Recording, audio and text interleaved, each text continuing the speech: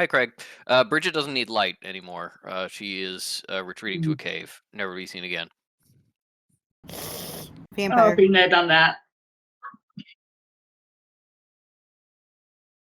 Okay. Anything we want to get on Craig before I start?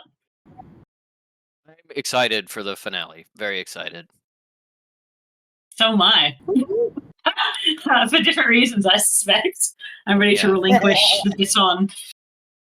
Oh, I didn't say Mhm. that Ellie, but I joked that Ellie is going to be like, and that's a wrap. 5 minutes in to Deer Teeth. Okay, Patrick, go. We're doing well. Yeah. Yeah. Right now. Just go right now. Also, Bridget, you're everything. gonna make a character on the fly. It's fine. I can do it. Every time I turn my head, my dangly earrings distract me. Welcome to me all day. I go, Yeah. and then my. Mm. Uh, All right, Okay. you ready? yes. Okay. So last session, you made your way into the deepest point in the ruins, Ideas' workshop, and discovered the boar, a homunculus gone wrong. It was fearsomely tough and strong, and it was soon clear that more than simple brute force would be required to bring the creature down. In the midst of battle, Mercury remembered seeing something that might be useful further back. As her and Sable went hunting for it, Wayne and Adela continued trying to fight the boar, with Adela nearly dying in the process. Ultimately, Adela and Wayne fled the workshop, with the boar unable to follow them, joining Mercury and Sable in the next room. Mercury had recovered the spear and would suggested others dip their weapons in the scrying ball liquid due to its anti-necrotic properties. As the others returned to the map room to do so, they overheard people talking out past the stone door. After some eavesdropping, excuse Rob, everybody, he's just dying in the background. Rob is playing the board. After some eavesdropping, it became clear these people were from Venterville, and you decided to let them in. One was Alana, the town blacksmith, and an elf from the same region as Wayne, and the other was George, Mickle's employee who cryptically warned you against going into the forest. George explained that Mickle bore the zombie curse and unleashed it in the area with the aim of preventing the mine from being developed any further. George had come to Alana for help, afraid to approach Mickle with his doubts.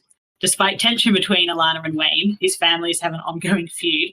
Alana joined the team to help destroy the boar, which he did after several near misses, finally releasing the creature from its misery. On the way out of the ruin, Alana interpreted some of the coded journal you found in the library, which suggested that maybe the Wayne prophecy wasn't so far-fetched as Alana once thought. But before they could discuss this with Wayne, someone else arrived on the scene. Mickle, looking furious, and George, looking terrified. Now, as we sit with Mercury, Mickle, Alana, and George, Mickle says, Alana, should have known you'd get yourself involved here. Oh, Mickle, you know me. I see a problem and I just gotta fix it. Mercury, Mickle hasn't seen you yet. What do you do? Step out. And Yep. yeah, no, that's there's no step out to establish that hi, I'm not hiding myself from you.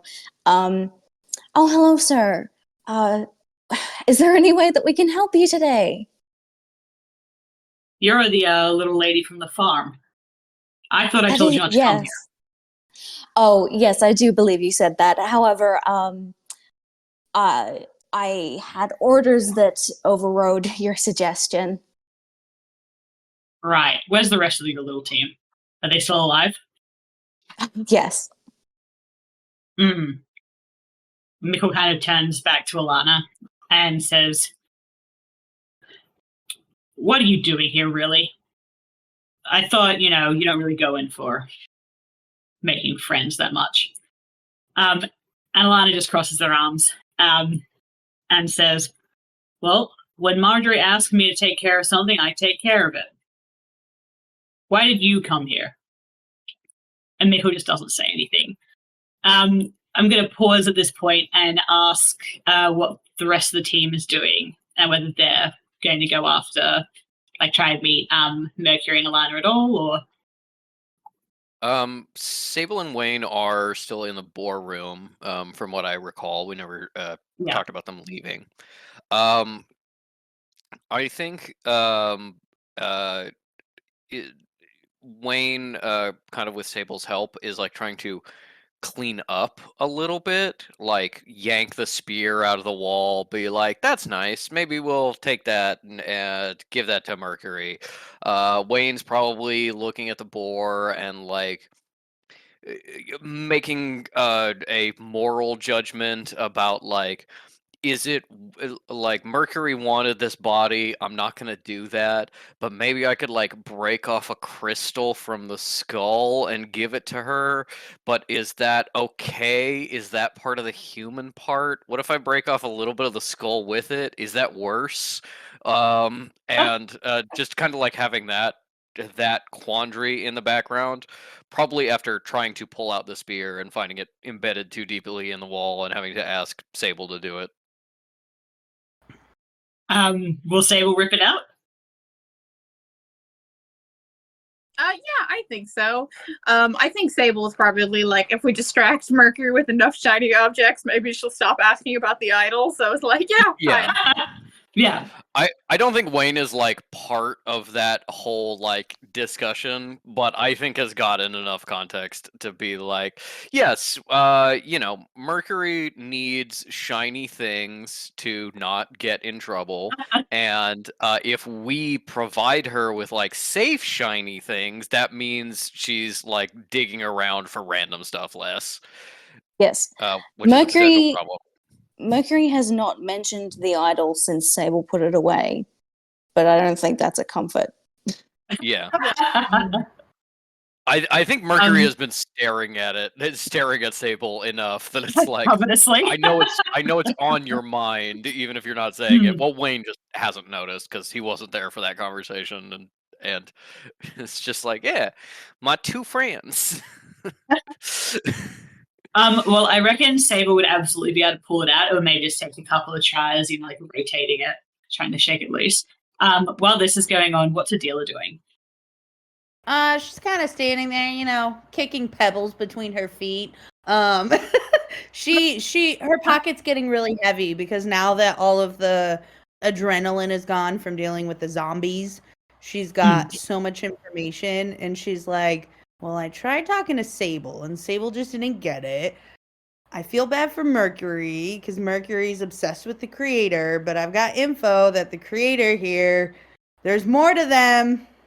And so she's kind of, because there was still some papers, wasn't there, that, what's her face? The one with the hammer. Why did I forget? Alana. Alana was looking at some of the papers and stuff from the workroom where the boar was, and I think Adela's kind of just looking around to see if there's anything else, but also kind of paying attention to what Wayne and Sable is doing. Because at this point, I think she thinks, maybe I need to tell Wayne, because Wayne at least listens to my ideas, even if they're a little bit crazy. And maybe he'll know more, because he seems to know a lot about, like, where Sable's from and whatnot. And what the fuck are their species? Why did I forget? Rakashan. What is it?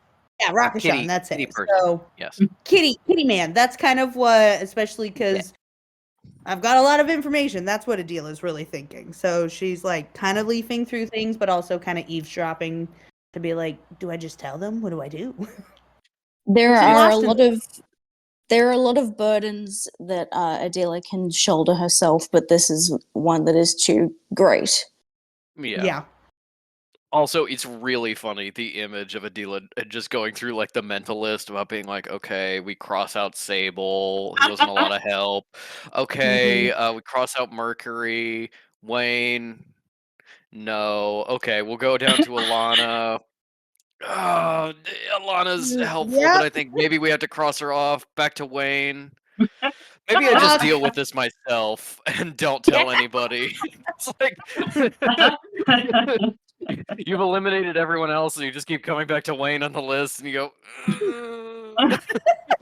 They're like, what shenanigans and Gatorade will come up this time?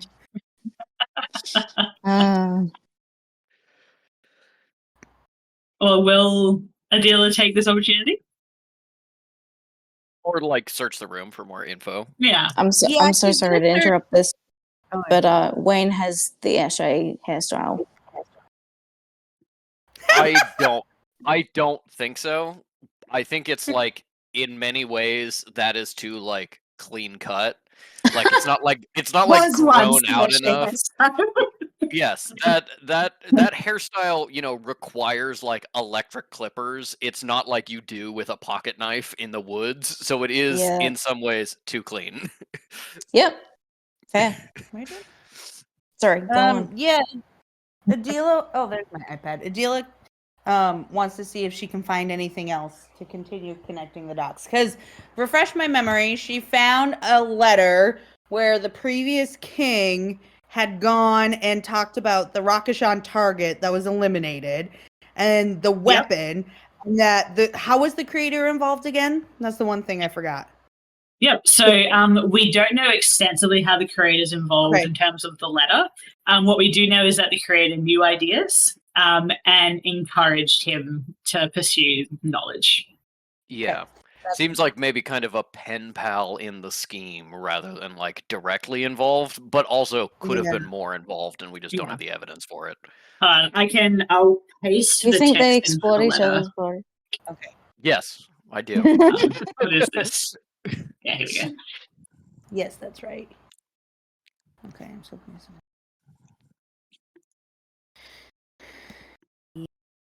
Yep. I remember this, and I remember the weapon, which is what Adela originally found in, I believe, the library with the seal. She saw the invoice for the weapon, didn't know much, and then the weapon somehow is connected to the Rakashan target. And then I'm like, who's the Rakashan target? Are they still alive, or are they in a dungeon right now? So, yeah, Adela would like to kind of poke Leader of around the to see. Rakashan, the rat. The rat. The rat. Yeah, The- roll the notice for Radisson? me. Let's see. Roll notice? Okay. Yeah.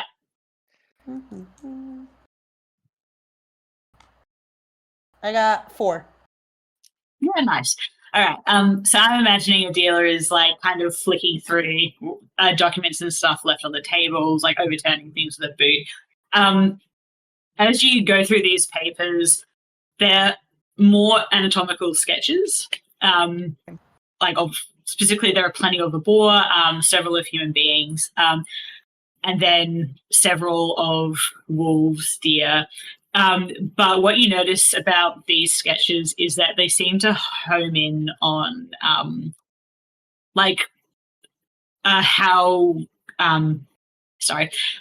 like weapons as such. Like, what do you consider dangerous in these animals? How would you use them? Like, a boar's advantage is its size and ferocity. A wolf's advantage is that it's more intelligent. It can work more as a team. And as you're looking through these and this focus on weaponry, and you think of the invoice you think of the king's letter referring to a weapon, and it occurs to you that maybe what Ideas was working on wasn't just homunculi magic. It was creating weapons, living weapons. And as you turn back and look at the boar, this enormous, fiercely difficult to destroy creature, you've seen battles, you've seen what siege weapons look like. It occurs to you that maybe this was meant to be a siege weapon. Okay. I think as Adela looks at it, I think she kind of looks up. She'll look at Sable. She'll look at Wayne. She'll be like, what are my fucking options? And then she'll be like, hey, Wayne, come over here for a minute. Well, as you're looking over at the boar, Wayne is like trying to like get a crystal off one of the skulls, but without putting his fingers in like the gross blood, and so you're like this dangerous creature, and then in the background's like, God damn it! Oh, get in there, you bastard! And also, like, he's still got open wounds on his hands and Yes. arms, and so Yeah. that's just, dude, don't. When do you believe in hygiene? He is immune to most diseases just because he is He's exposed himself to them he's so often. exposed to all of them. Yes. He's created inoculation before inoculation. Yeah. He's for the Simpsons reference. He's got Three Stooges syndrome, where he's got all the diseases and they're fighting each Going other. through in the a perfect door. hell. Yeah. Yeah.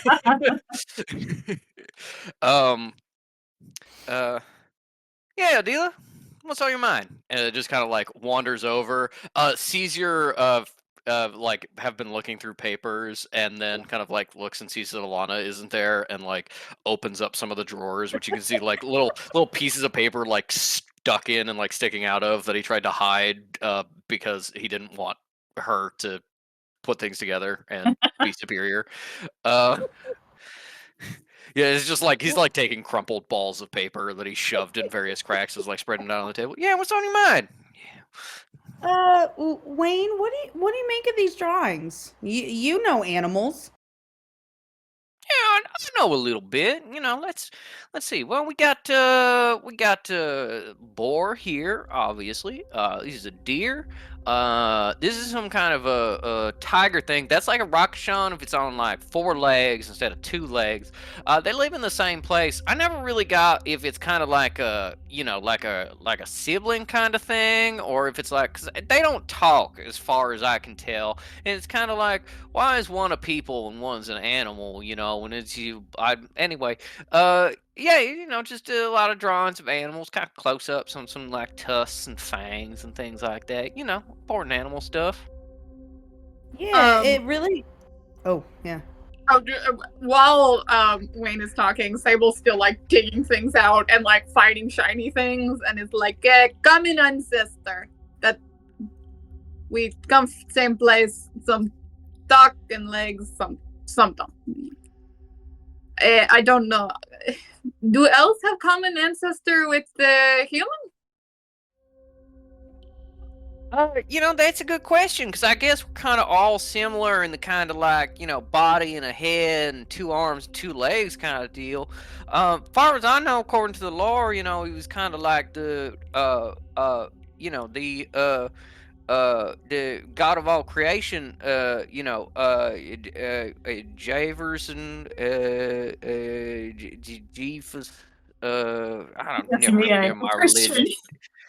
Jefferson Starship. He like scooped up a bunch of mud and made us into like little mud people, and then like blew life into us, and then the legends say that he made like human beings to be our friends, and we were supposed to like shepherd them and take care of them, or something like that, and then we just went like, nah.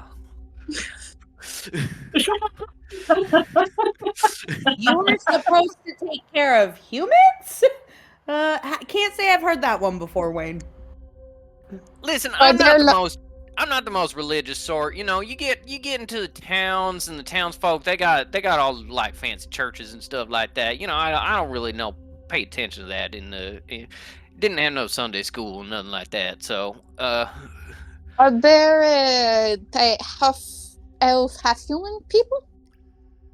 oh yeah, no, well, I mean, Sable, you're like of age for a Rakashan, right? This is not like an inappropriate topic for your people. When an elf and a human love each other really real bad and want to do the nasty, they get together and they have a kid, and yeah, the kid is kind of like an elf human thing, and they're pretty similar. They kind of look like human elves, and their ears are just like a little bit pointy, like that kind of half pointy, and they're a little they kind of like live a little bit longer than maybe humans a little bit. Sometimes they got like a little bits of magic or something like that. Then typically the mom and the dad in that case, they go off and they find a house of their own, and then the baby child is left with the grandparents and the great grandparents and kind of raised like them, and then every once in a while there's like an argument, and the great grandparents use the word child support, and then yeah, it's just kind of how it works. Sable I've met listens to some all this half and is elf. nodding, and then Yeah. goes, No, I am child. And wait for Wayne to react to that. Oh. Oh. No, I'm fucking with you. Okay, Sable, you were disappointing me immensely. I was rethinking everything we've ever said to each other. Oh, thank God. That was weird. That was weird for a moment. I did not like that. That made me say things I am not comfortable with. Stable laughs, not reading anything into this, and it's just like, funny joke. I feel like I need to sit down. Sorry, Dilly, you No, had our children are bloodthirsty. Well, there are exceptions, but no, in general, they're not bloodthirsty. What did you say, Ellie? Positively a pacifist by Sean Coaches, yes.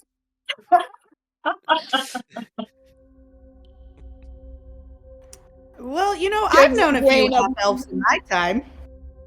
Jamal, pat on the back. Jared. Oh, Jared. Jamal. Jared Whitaker. Jamal, Jared, Jacob, Jingleheimer Smith. Yeah, I know a few of them. How about Jared and Jacob? I know Pretty they're good. Paul from way back when. Oh, okay. Last I saw, they were in the kingdom. You know anything about the kingdom? I've been through once or twice. There was a time I was called in to do, some of my work, get rid of some roaches and stuff that had infested a kitchen, and I got to track all through hither and yon, and then there was some guy, and he had like a little beard, and he was like, "What are you doing in here? This is off limits." And I'm like, "I'm just I'm helping get rid of all the roaches, and I got to hunt out to where they're going." He's like, "This is the royal bedroom," and I'm like, "Yeah, the roaches don't really care. On the ceiling. Roaches don't really care what you call the rooms." And I got people were mad. I'm not really sure why, but I've been through a couple times, met some folks, had some things. I think the beard guy, I think maybe he's dead now. I don't know. That was like a long time ago. Maybe his kid's in charge now. I don't remember. So you've been to the royal palace, and you found yourself in the king's bedroom to get rid of some cockroaches? Yeah, that sounds about right. Sure. Okay. Wow. Okay, Wayne, I gotta be real with you. Remember how you said you found that chest in the bedroom where there was all those papers and you said that they weren't important? You remember that? Let me do like a deception roll or a persuasion roll. Persuasion. Because I think Wayne, in this moment, it does remember that and is desperately trying to think of whether, no, I don't remember what you're talking about, or, yeah, the unimportant papers is, more likely to get him out of admitting he can't read. That's a 5? That's a 5? I mean, that succeeds unless Adela's going to try and, roll an opposing. Little What check. would I roll? I want to say smart. So we have had this question before, but I can't remember what we landed on. I think we did once. Yeah. Yeah. Okay. But with your wild die as well, so that'd be 2d6. Oh no, sorry. I also got a 5. I mean yours meets and beats it then, Patrick. I think Wayne's like, I remember a chest. I don't remember talking about any documents or anything like that. Okay, kind of makes a face and shoots a look at Sable. Like, Adela's like, okay, I don't give a shit if you can read or not. She doesn't say that. She just thinks that. She doesn't say it. She thinks that. She's like, okay, that's cool. Well, I went back. I went into the chest, and yeah, let's just say I found some shit, and I don't know what is going on. So I'm just gonna tell you, cause you've lived longer than me. Seems like you know the kingdom. You also know a lot about Rakashans, and I know very little. Do you remember King, whatever the fuck his name is, 2 kings ago? Have you heard of him before? Probably would have been, it sounds like, the king you ran into with the beard. King John is his name. Well, you would What is it? definitely know that. So just King John. King John. Do you, Yeah. by any chance, remember King John? Know anything about him? John, and he was a king, and you think he was the guy with the beard? Yeah, no, Johnny Boy, I know him. I guess technically he hired me, or he was the boss of the boss of the boss of the guy who hired me, something like that. I don't know. He always seemed real mad at me. I'm not really sure why. To be fair, I think he just was mad at everybody. Around that time, do you remember any incidents with any Rakashans being killed, maybe someone important? Because looks like they had a target, and that target was a Rakashan. And then we come to this fucking cave, and we've got a Rakashan idol. We've got the entire Rakashan anatomy kind of out here, and then somehow the creator's involved. I don't understand. Then there's a fucking weapon, and I don't know what's happening, Wayne. I really don't. This seems like a setup. And I know you saw the notice, so I don't know if you can help me piece this together, because I can't contain this shit anymore. This is too much for my brain. It's Rakashan anatomy. Yeah, that looks compatible. What's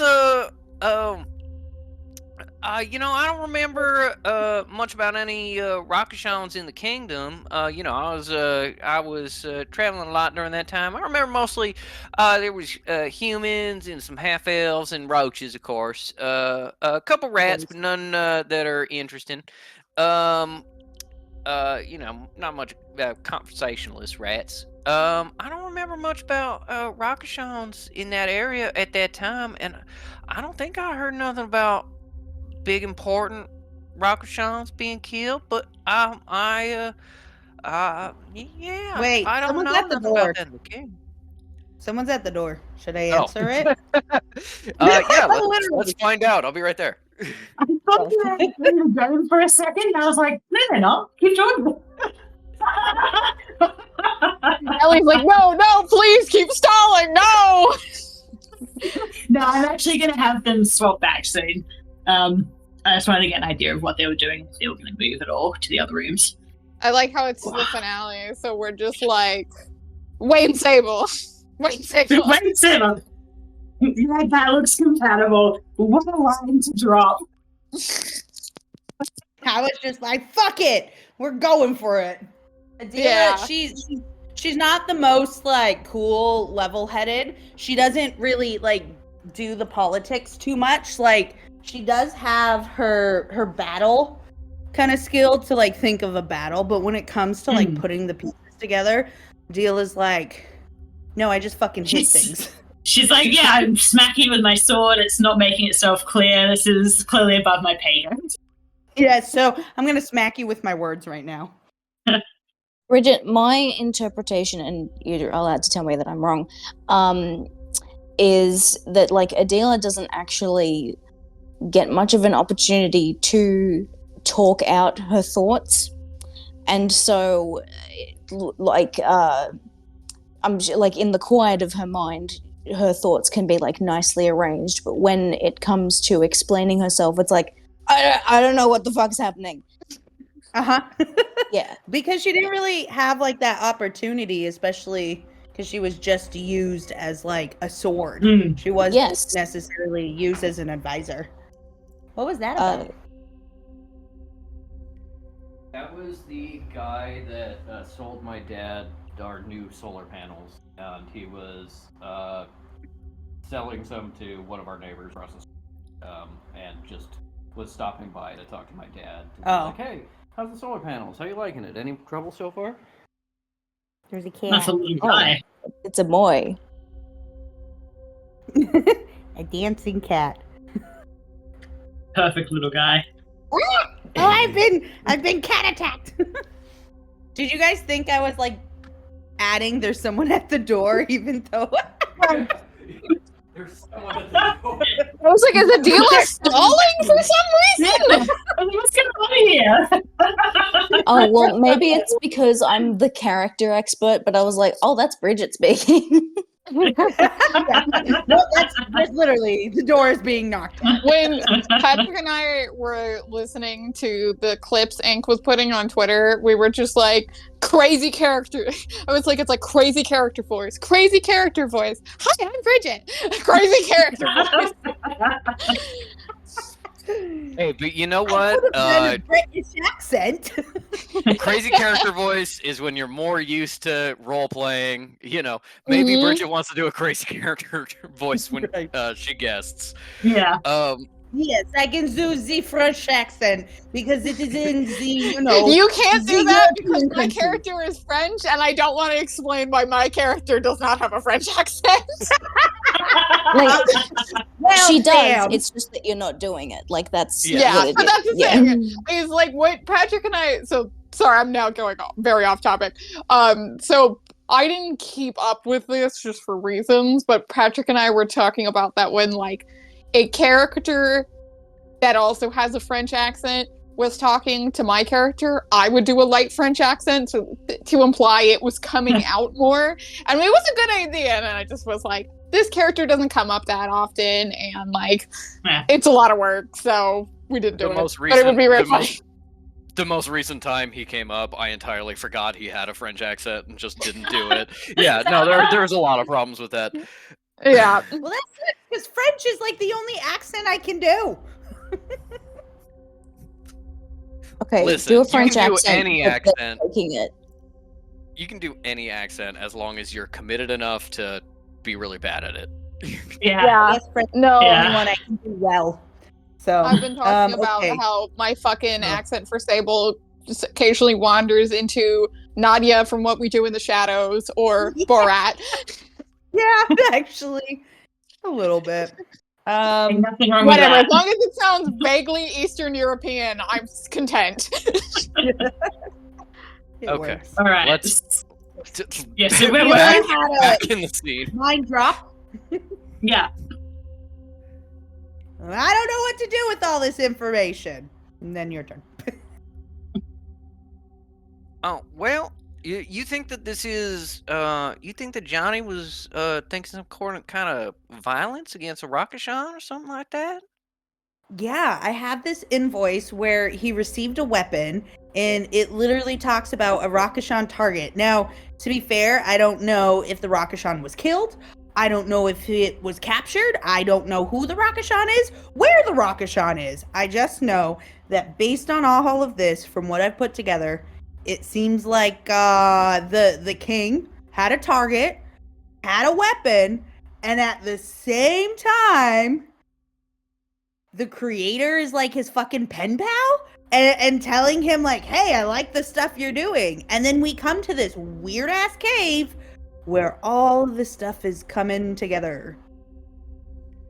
Yeah, it's like, you know, I'm looking at this thing like, you know, Boar Lady and stuff like that, and I'm like, you know, maybe this wasn't an accident. Maybe somebody did this on purpose.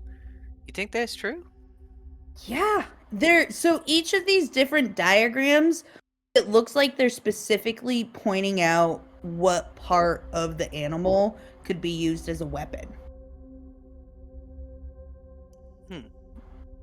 So maybe it Well- was on purpose and she was supposed to be, this boar lady was used as a weapon, and obviously she was miserable, hence the help me, but she probably wasn't just created for shits and giggles, but for some sort of purpose. Ellie, Yeah. I'm not. Sorry, go ahead. I was just gonna say, I kind of assumed this was all, you know, some accident, some just kind of, bad stuff that happened accidentally. But if someone was doing this on purpose, that is straight up evil. Making new animals and stuff like that. And I was gonna ask if I can roll like common knowledge to know about basic like Rakashan stuff, like if their leader was assassinated at that time. Yeah. Which is a D4 because I don't think Wayne was paying particular attention. Yeah. But I think it was only like if he didn't know the answer that he would turn to Sable and be like, Sable, tell me about your people. Same thing. Pretty much the exact same thing I was gonna go with. I was gonna say, does Sable know anything about King John Kingdom political stuff, the situation through Tawny, and we can excuse that they genuinely didn't put this together a couple sessions ago because they weren't really like connecting the dots or seeing it as relevant, or even didn't even recognize it being referred to as this name, because I was also thinking about maybe the kingdom in their language is like yeah, also Sable genuinely didn't have a lot of the dots to connect. There was a lot of people who were like finding information and then like, I'm keeping this to myself. I got a 5 on my common knowledge. Okay, I would say Wayne has like, because Wayne's traveled so much, it's not that he's actively paying attention to political situations. It's more like he'll overhear stuff, at like a tavern or town crier, like stuff like that. It's like, but that being said, Wayne has traveled so much that a lot of it kind of blurs into each other. I feel like Wayne would remember there being tensions between the kingdom and the Rakashan territories at that time. And yes, maybe a couple of people, like a couple of Rakashan figures, like stepped down or like were retired.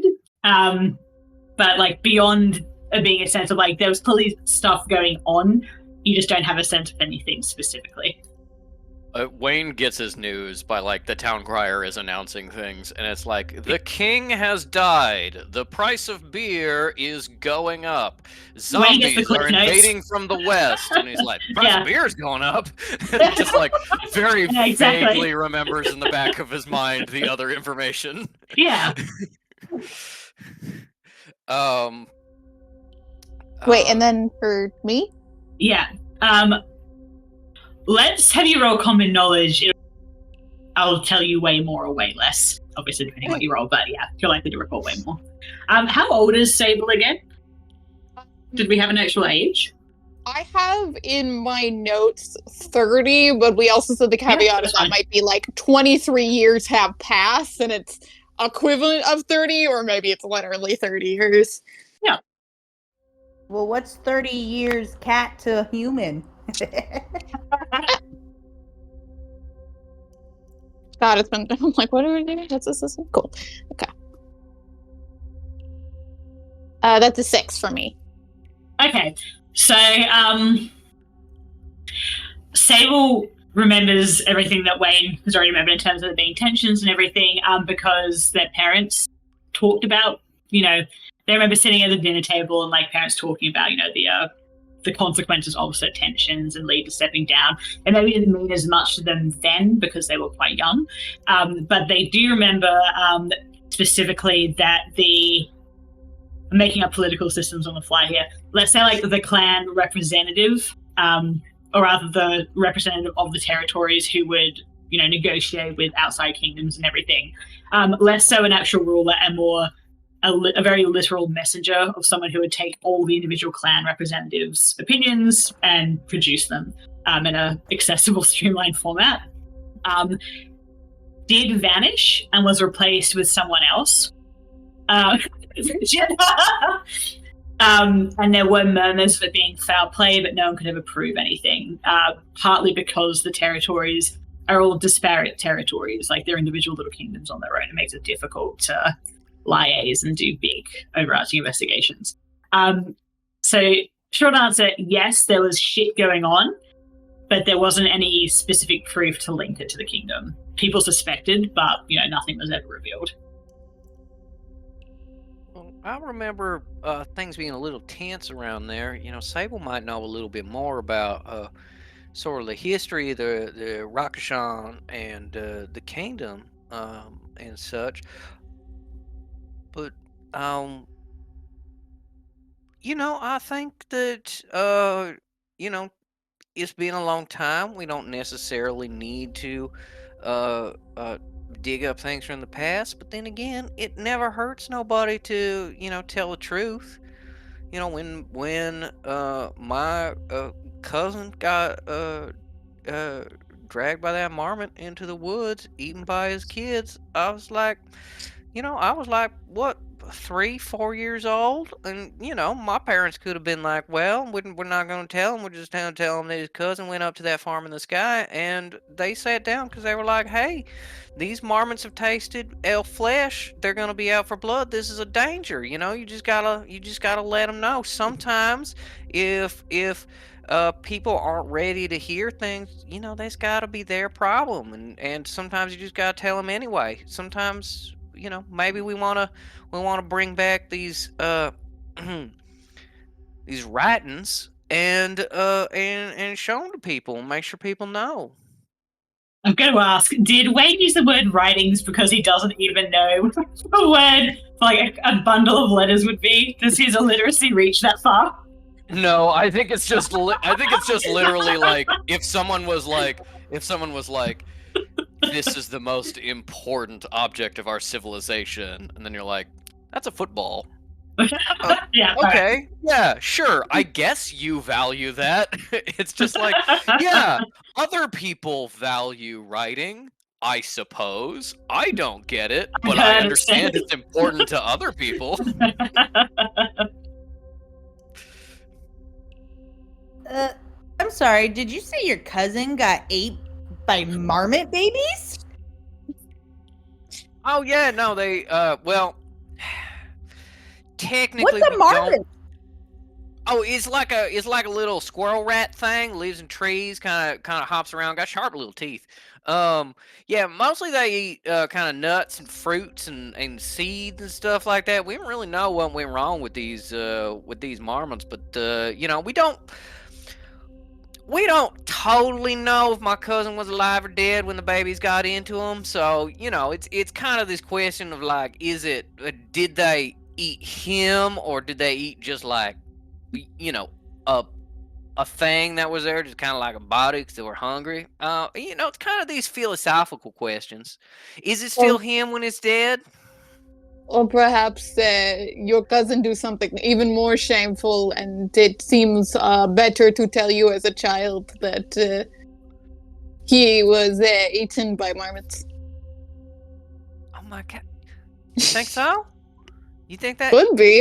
I'm not very familiar with marmots, but in my experience, things that eat nuts and berries don't start eating meat. What if he had nuts and berries in his pocket? And then they continue to eat the rest? No. I don't Oh know. my god! Oh my god! You're right. It's all coming together.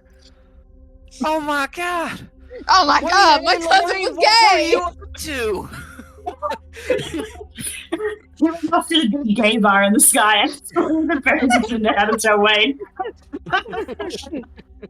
And he was just living his life in his Just serving guns in the next valley molecule in over. the big city, and it just like couldn't explain it. Why wasn't coming around that shore?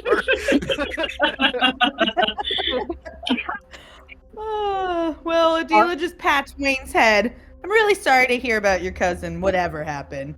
So do you think that maybe Sable would know more about this? Because I have a feeling that somehow this job we got hired to do and this like entire place is connected to this history and this whatever happened beforehand. It just seems too coincidental. I know. It really seems that way. And the Crater bringing us in here to do all these Crater things, and Merc taking a bunch of stuff back. I don't mean to like cast aspersions, and maybe this is a marmot situation. Just kind of like heard something and kind of like reading a little too into it. Believing what he's told. Some people are like, Wayne, you believe a little too much what you're told, but it seems like maybe Crater don't treat Merc real nice. You get that sense? I don't think so either. And I was talking to her, and this fellow who got the fucking zombie potion. Nobody gives that shit for free. So some fucking wizard is giving very dangerous work to young boys and causing problems for us, and I sort of implied it could be similar or perhaps directly done by her curator, and she did not take well. I don't trust this creator because in my past, I had someone who treated me like that, and I followed him blindly. And I feel like it's not Mercury's fault because I think she was programmed that way. But it feels like the creator sent Mercury and hired us to do a cleanup job because I think he's involved in this somehow. And I don't know. I get rid of all of us dumb fucks and have Mercury bring back all of his trash and garbage and the bad works. Well, Mercury keeps wanting that idol, Sable. I saw that go down. I don't think she's not getting it. I know that, but I don't think Mercury means anything by it. But I haven't Hey, really. well, I don't think you're particularly idle. I think you'd work real hard. No, not Wayne, things. a little idle, not sitting idle. Hey, Oh. I think I said Man, that's real pretty. A or O? Oh, Sable, Yeah. I have L. no idea what you're saying. This is just a bunch of nonsense. But it's real pretty looking, and so I understand why Merc might want it. But it's like I always tell his people, busting holes in the wall to get out the mice infestation or the wasps they got in the walls or whatever. I say, cleanup's extra. So they hired us to kill some zombies. They didn't give us instructions to clean up. Maybe we take this info and we make sure that other people got it and are talking about it and know about things, and I think that the three of us right here, we kind of agree to keep an eye out for Merc and make sure that she's doing okay, and maybe if that means we sit down with the creator and we have like a firm conversation, I think that's all right, as long as we're all in agreement here. I didn't mean that kind of cleanup, Wayne. I think, what if the creator gave the potion to the kid, the wizard, the whatever his name is?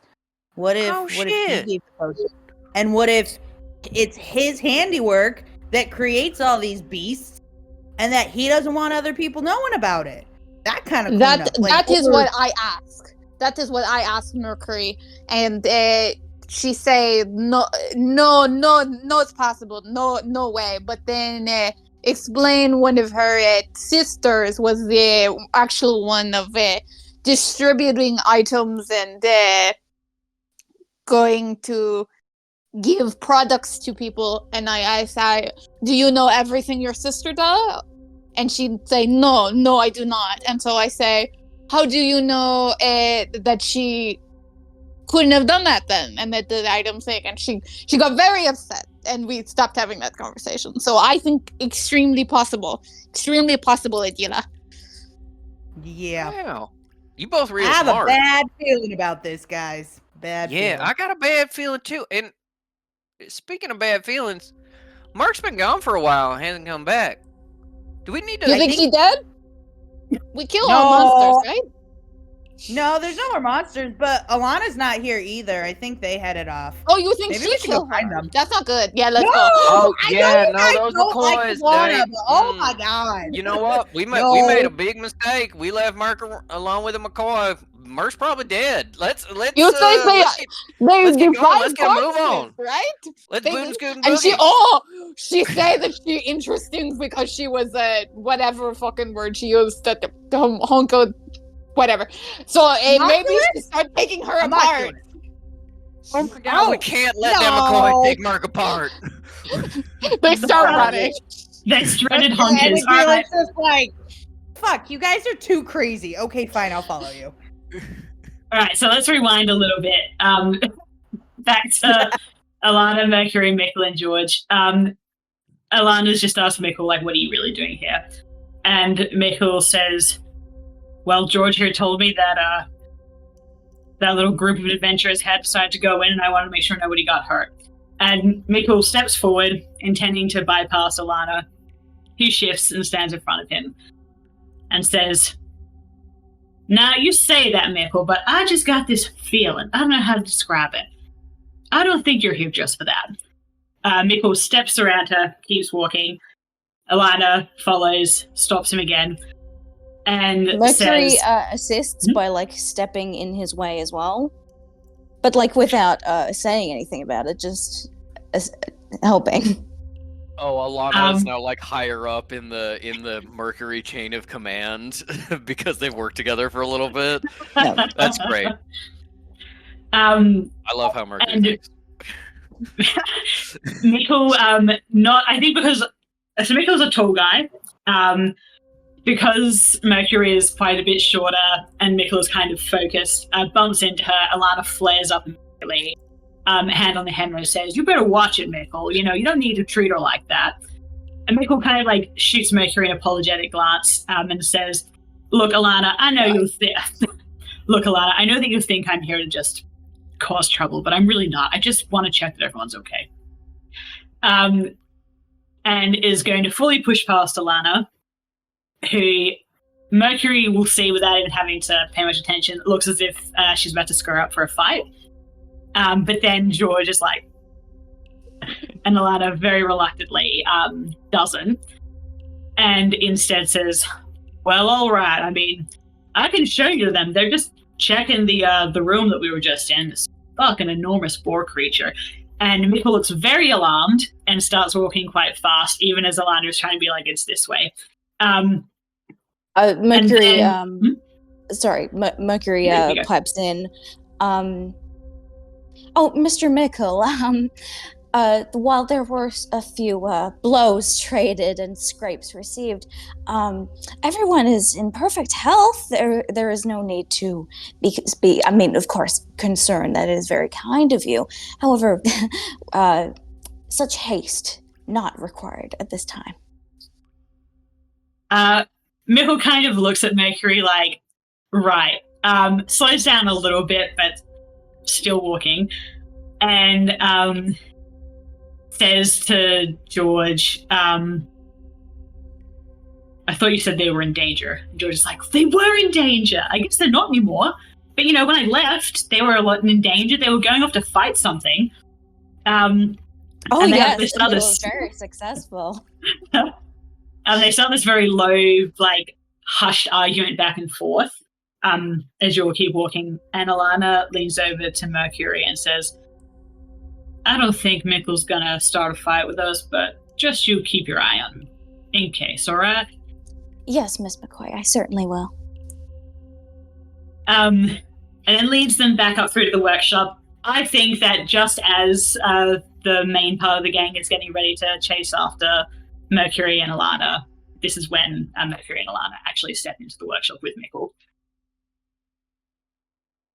And Alana says, see, I told you, they're just fine. You're alive. Oh, Mr. Llewayne, of course I am. In a certain manner of speaking. Merc, we're thinking maybe you should just step away from that McCoy. She's a marmot. You know what I mean? No, you weren't here for that conversation. Oh. Hey, McCoy, how's it going? Mr. Llewayne, do not worry. Miss McCoy, I believe she is quite trustworthy. As you can see, we have Mr. Mikkel here as well. He was concerned for our safety, but please, friends, show him that you are quite well. I mean, I'm a little bloody, but I'm doing pretty good. Adelia, you having a good day? Sable, you all right? I think we're all good here. I'm not dead. It's always good to not be dead. That's what my grandmama always said. Yes. And now that Every we day have I wake some up, I'm not dead is a gift. well, you could wake up dead tomorrow. Sorry. Um, And she prayed for it every day. She said, "Oh God, every day I wake up, I'm not dead." And I said, "Yeah, Grandmama, you still with us?" And she said, "Go get me cigarettes." Sounds like a lovely woman there, Wayne. She is. Mikkel has ignored this chatter completely, and is examining the boar, kind of standing over it and like lightly, not kicking at it, but like nudging at it with his shoe, and turns to George and Also- said, When he kicks at it, Sable goes, "And Mercury got dibs." yes. So Yeah, that's what she was about to say was, and how wonderful it is that we have some extra pairs of hands to assist in removing the body from the from this locale.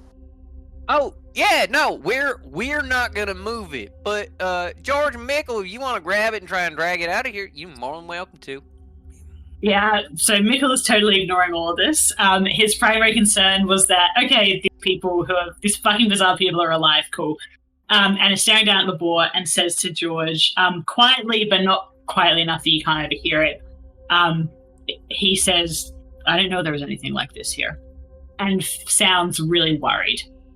And George replies, "Well, I mean, it's not like you did your homework, did you?" And Mikkel looks furious at him. Not about to strike him, but at the expression, George steps back, like this. And then Alana says, "What was that, Mikkel? Mercury What does do you too. mean this wasn't supposed to be here?" Sorry to interrupt. Mercury steps back as well. She knows the expression. Yeah, sad.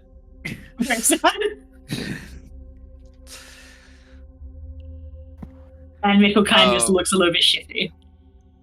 Wayne, yeah, Wayne kind of like uses his size to kind of like get under Mickle. So like Mickle like glares at George and then kind of like turns back, and Wayne is like between him and the boar, just kind of like seemingly examining the boar, and is like, "Oh, sorry, Mr. Mickle. My understanding though was that you're the one who did all this, kind of fucked everything up. Not to be mean, but just speaking my truth. And what you knew about or didn't know about don't really matter if you're making a giant boar thing that tries to kill people." Mikkel freezes. Pin could drop. And looks at George, who says, "I had to tell them. They didn't deserve to get caught up in this." And Mikkel just, like, dead eyes at him and says, "We'll talk about this later." And then turns to Alana and says, "So, is this what this is all about? You try and just fuck me over?" Alana's like, "Mikkel, I don't know what you're talking about. All I know is that George came to me and said that he needed my help and that you had done something. He told me the rest on his own. Sorry, George." Mikkel is very clearly weighing up what he's going to do next, if anyone else wants to jump in. Dealer's like, hey, Mikkel, why don't we talk about it now? Seeing as we just dealt with this boar, what aren't you telling us? Yeah. Roll persuasion. Can I help with that? Yeah, we've got Oh, yeah. assistants. Everyone, because we're gonna congeal and back up the question. Mercury goes, "Yes. Why? Apologies for the question, but why is it that the mine opening up would be so terrible to you?" And what is Wayne going to do? And where'd you get that potion? Did you get it from, like, shoots a glance at Mercury really fast? From Hey, to Tor? Oh yes, where you sourced your spell would also be very helpful. All right, Bridget, roll persuasion for me. I got a 2, so I used a Benny and got a 4. Yeah, and I'll Nice. say add 2 because you're getting help from the others. Mikkel doesn't look entirely persuaded, but he isn't about to fight you. And he kind of fidgets with a wedding band around his hand. And Alana goes, "Is this about Emily?" And Mikkel looks furious and says, directing this specifically to Mercury, says, "It would be a bad thing because this place is quiet and beautiful, and I don't want it getting fucked up like everything else." Oh, I understand. But like, it Does sounds. not It, understand. it would come across as totally sarcastic or whatever because of the way that she simply is. In that case, if it's clearly coming, if it would be clearly read as sarcastic, even though it's not, Mikkel flares up and he kind of like hand like on the edge of, sorry, on the pommel of what you can see is a mole, and says, "No, you don't understand. It wasn't meant to be like this. It was just meant to be a quiet place for me and Emily," and then trails off. And Alana says, "Yeah, Wayne asked a good question. Where did you get that? Because I have not seen a potion that strong for a very long time." I think also Wayne is still being friendly, but like as soon as he's kind of like reaching for something, Wayne is like very casually like putting a hand on his arm so he can't draw whatever it is, and kind of like has a hand next to his own knife about being like, "Yeah, we're all friendly. If you draw a weapon and try to attack Mercury, I am gonna stab you to death." And Attila just kind like of we're gets a little super bit friendly. closer. Just so you know. And when Alana says that, "Where did you get the potion?" Mikkel says, "Oh, please, like you don't know where I got it from with your fucking elf contacts." And then looks very embarrassed. Did not mean to say that. And Alana like kind of just offers him a lazy grin and says, "I've been around for a long time. I know plenty of people. I got plenty of contacts. Gotta be a bit more specific." Yeah. And What does it matter if Alana wears glasses? what does it matter if Alana's got my own? You try working at the forge all day and not going nearsighted. And he says,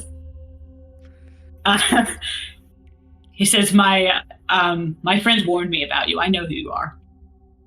Lana doesn't say anything. Looks just very casual. Isn't bothered by this turn of events, whatever these events may be. And he is now just sizing you all up. You know about the McCoys too. All right. And is now just sizing you all up. He's not going to speak without a little more prompting. He is very aware that he is in the middle of the end of these ruins, that George will not back him up in a fight. There's a long way between him and the door, and a lot of Yeah. very scary people surrounding him. Yeah, exactly. Well, Michael, why don't you tell us about Emily and about this being kind of your, quiet, safe place, something like that. That sounds awful nice.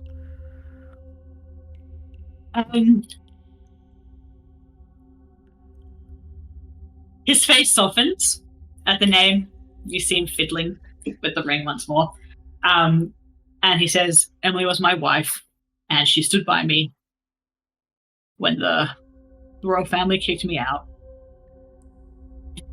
And it was meant to be our place, and now Marjorie wants to bring in mine, and I know she just wanted to do it for the good of the town. But I just think, I just wanted to be left alone. And I know the moment the mine opens up, the royal family will take an interest again. And then Mikkel looked for the dealer very knowingly.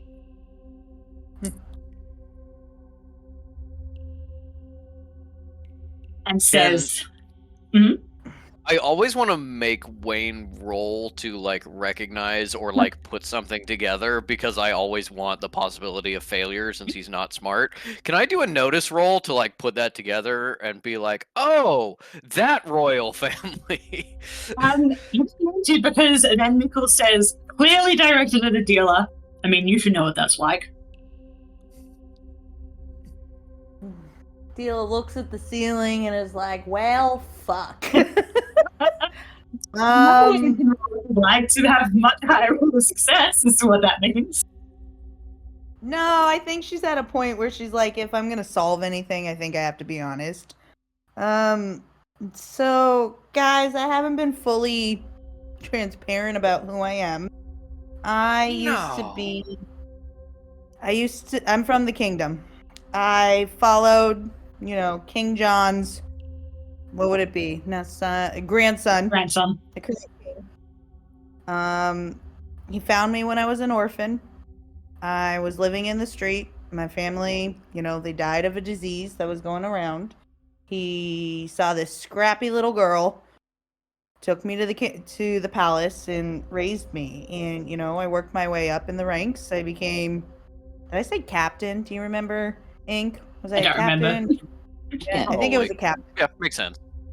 I raised myself up into the ranks as a captain. I blindly followed him, thinking that he, was basically my savior. But I was sent on a mission, and I saw his true colors. He doesn't care about the people. He doesn't care about the places that I came from. And before even completing that mission, I left. And I came over here. So he didn't kick me out, I left. But yeah, Mikkel, I do understand. But it still doesn't explain everything that's going here. Wayne, you feel Mikkel relax completely, by the way, against your hand. Yeah, I do think like genuinely distracted by Adila's like, admission and vulnerableness has kind of dropped the hand and just like entirely not in like attack mode anymore, distracted by Adila's kind of emotional honesty. It's just like, Adila, that's so sad. I'm so sorry. I didn't know that. Don't really tell people that a lot. And now Mercury's going to say something crazy. Now Mercury's going to say some wild shit. I don't actually work for the creator. I was a story I made up. I was actually created by the Gator. Oh, fuck. Of Gatorade. Now, of Gatorade, exactly. This has been a deep con to gain Wayne's trust, so we can win the Gator games To learn the again. secrets. Yep. And get the recipe of the Gatorade. 5 years of losing, no, can't do it anymore. No. Touching her hand to her chest. Mercury goes, "Oh, Lady Adila, that is such a touching story of adversity and hardship that you have overcome. The king was so kind to you to take you in. He practically raised you. You are basically a princess. How could you leave him? He hadn't done anything to you." Adila looks at Mercury and goes, "Merc, you're not going to understand this because you're in the same situation with the creator. The king did not treat me like a princess. raised me to be a weapon, to do his bidding, to go against everything I ever stood for. And I get that you're not a sentient life human like we are, but no, that's not love. That's not compassion. No, Mercury. I left him because he used me. He used me just like you're being used right now, but you don't know because of your programming. And Adela's just like so traumatized. She just turns around and is like, I can't do this. I understand why you may come to think of that, and you are correct. I am not like you, organic beings, which is why my situation is entirely different and okay. Whatever you tell yourself, Mercury. Okay. Hey, dude. I'm very sorry that you don't understand, Lady Ashford. I don't. You're right. I really don't. And you know what? Maybe it's my own trauma coming up. Maybe I'm reading the situation wrong. It just seems so similar, Mercury. And it's hard to see. Because you're a good companion. Thank you. I feel the same way about you, despite your disloyalty. Oh, okay. Hey, Merc. Maybe take a walk. You know, I think maybe this conversation's getting a little heated. Oh, Mr. Llewellyn, that is not my intention. Lady Ashford, I hope you know that I do not mean to be inflammatory. However, yes, that is a very fine idea. I can see that you are all looking at me with some hostility, and so I shall walk over there now. Oh, Mark, I wouldn't say hostility. Maybe a bit of sorrow. How you doing? Mercury's gonna go and Blair Witch in the corner. Yeah.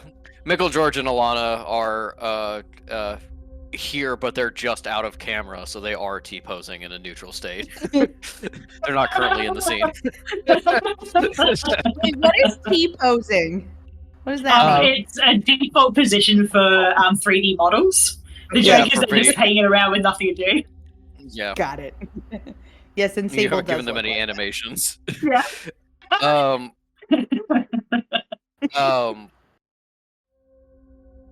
I think Wayne says, Adela, I'm real sorry about, you folks and that Johnny's grandson, you said, wasn't real good to you. Didn't turn out to be a nice guy. Excuse me, this is not real sensitive, but did your folks die from the diphtheria? I think. Honestly, I don't remember a lot from that age. Okay, because, well, I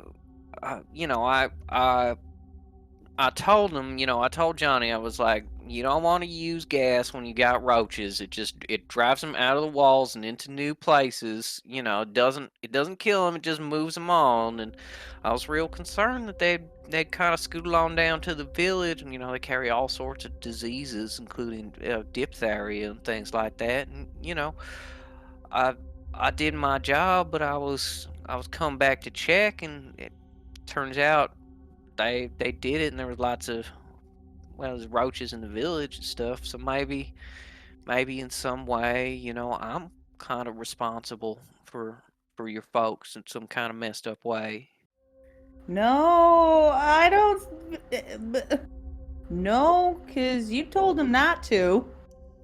You're just following at this I point, could have tried harder, and I could have told Johnny. I could have been like, no, absolutely not. This is the final straw. You may be kind of a king person, but I am an exterminator, and that means that I know more about this kind of thing than you do. Or when I came back to check on things, and there was Johnny Jr., and he was like, I don't know who you are. You're not allowed in. I could have been more forceful.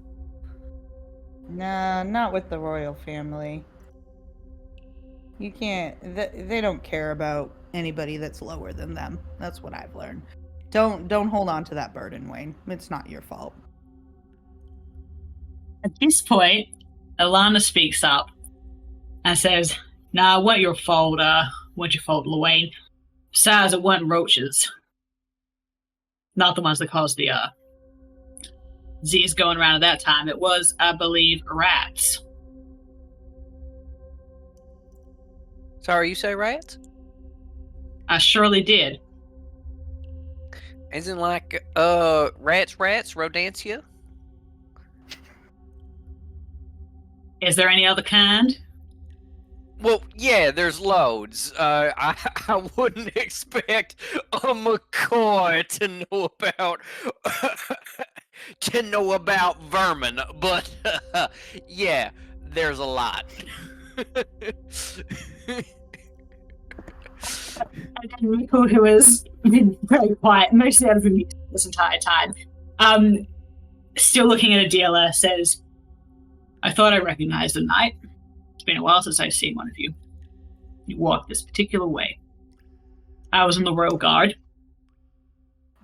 and I overheard something I shouldn't have overheard between the king at the time, Richard, I think it was. I know it was. And I wanted to tell people, and they kicked me out of the Royal Guard and said that if I ever brought it up, they would kill my wife. Which is why I came out here. And when everything with the mine started up, a friend of mine got in contact. At that point, an acquaintance, and told me that the royal family wanted to get into the mines. If not for the gold, then something else. And that if they did, my village would probably end up being taken over or absorbed back into the kingdom proper. And I figured, well, if I can stop people going in, that's 2 birds with 1 stone. Neela, remember we saw that paperwork with like the fancy seal and it was all about taxes and stuff? Maybe that's what that was. I guess so. It seems like all the dots are connecting now. God, that's why I don't pay taxes. Who gives you a look of approval?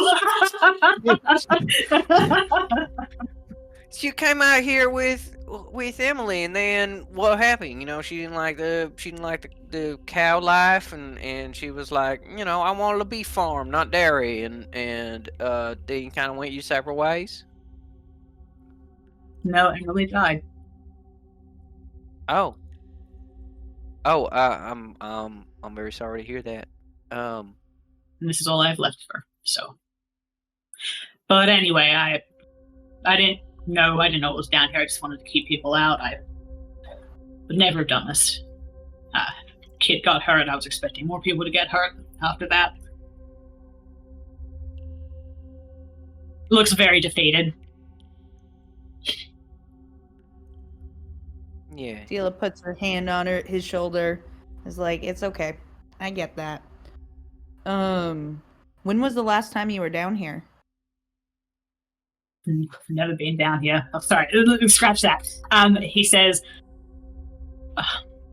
well, I came down here to set the curse. That would have been probably a month by now. Haven't been down here since. Didn't even make it through that hidden entrance. Okay. And I can tell you categorically he is being truthful. Yeah. So go on. Adela was just gonna, kind of say, well, I'm really sorry to hear about it. The royal family has a way of kind of messing with our lives, even if it's not directly caused by them. It's that ripple effect where bad things happen regardless and because of them. Sure do. Wait, did he say what he overheard? No, he didn't. Yeah. So can I roll to see if, I guess, persuasion to persuade him to see if he could Go share? for it. Okay. Okay, come on, wild die. I got a 5. Okay. Have a crack.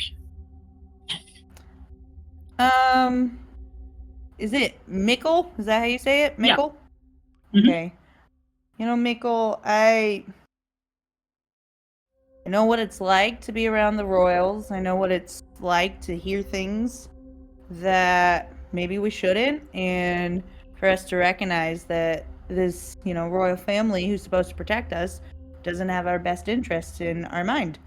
I get that you left them, but I think you could maybe share what you overheard, because we're still missing some pieces of this puzzle.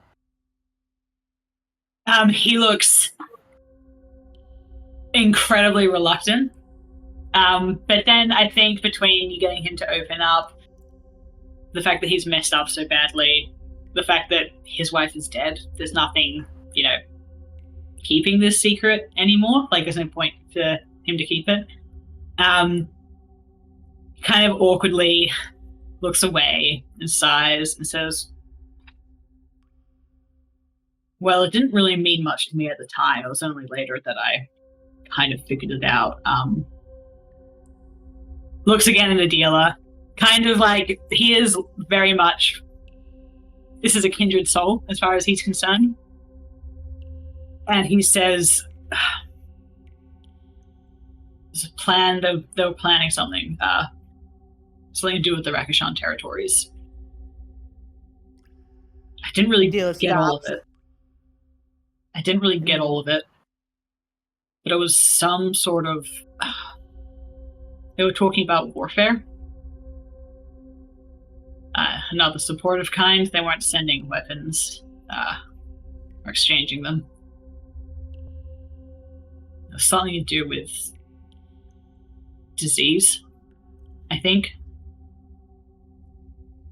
I was just a simple guard, I haven't really had any.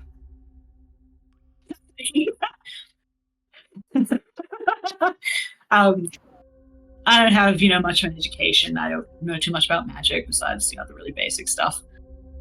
But it seemed to me like they were going to do something that was, going to introduce them to seas, maybe pave the way for an inn. He just kind of shrugs. And then he says, it was between two members of the Royal Council. And I went and talked to the king, and he told me that if I ever mentioned it again, me and my wife wouldn't wake up. So. Well, I'm really sorry that happened, but I think I have evidence that what you overheard is true. Because I have a invoice of a weapon. I have letters about going after and taking out a Rakishan target. Back when King John was alive. And King John was alive. Mm-hmm. I know, a while ago. This seems like it's been something in the plans for a while. There's a resource. I don't know if they're just trying to expand their territory, but I don't know. Sable, what do you make of this as a Rakishan?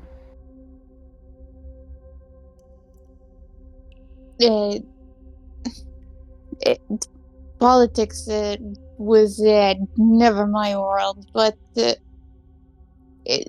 we are not greatly liked by other nations and politicians. Rakishan politicians are often at risk when they're going to other nations, and they And she just kind of like shakes her head and is like crossing her arms and just being like, I don't pretend to know what goes on with our leaders and the negotiations with other countries. I'm never supposed to be even out of my country, but we keep to ourselves. We don't get involved unless it is your job to get involved. And when it is your job to get involved, you often go missing.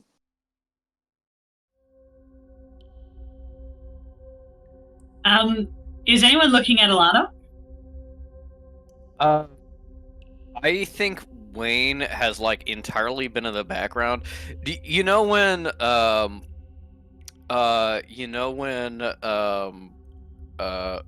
Guardians of the Galaxy 2, there's that scene where it's like, what? I think Wayne heard it was rats that carried the disease. There's a weapon that they developed, Feed the Rakashan, and he's like, the Rakashan was with the rat. And like in the background while everyone else is talking, he was definitely like kind of like stepping away from the group to like keep an eye on Mercury and like make sure that she was okay and kind of like separating out from the conversation and then being like, what? And is in the background of literally everything happening, has been running around the room, grabbing papers, pulling diagrams off the wall, just spiraling silently while everybody has been talking about this, which means he knows what nobody is doing in this moment. Yeah. At this point, Alana turns to Adela and says, what paperwork? I was like, what paperwork are you talking about?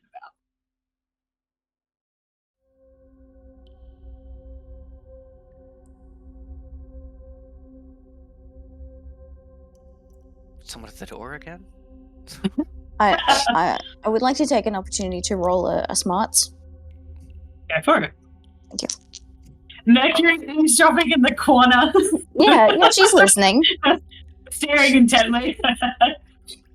Okay, a 5. Okay, a 5. Big Okay. smile, eyes just like darting to everyone talking in turn. What are you specifically trying to figure out? Or is this a personal little roll? To connect the dots between Wayne's story of the roaches that didn't die, they simply moved on and spread the disease. And, well, now the royal family knows that happened because it happened on their watch.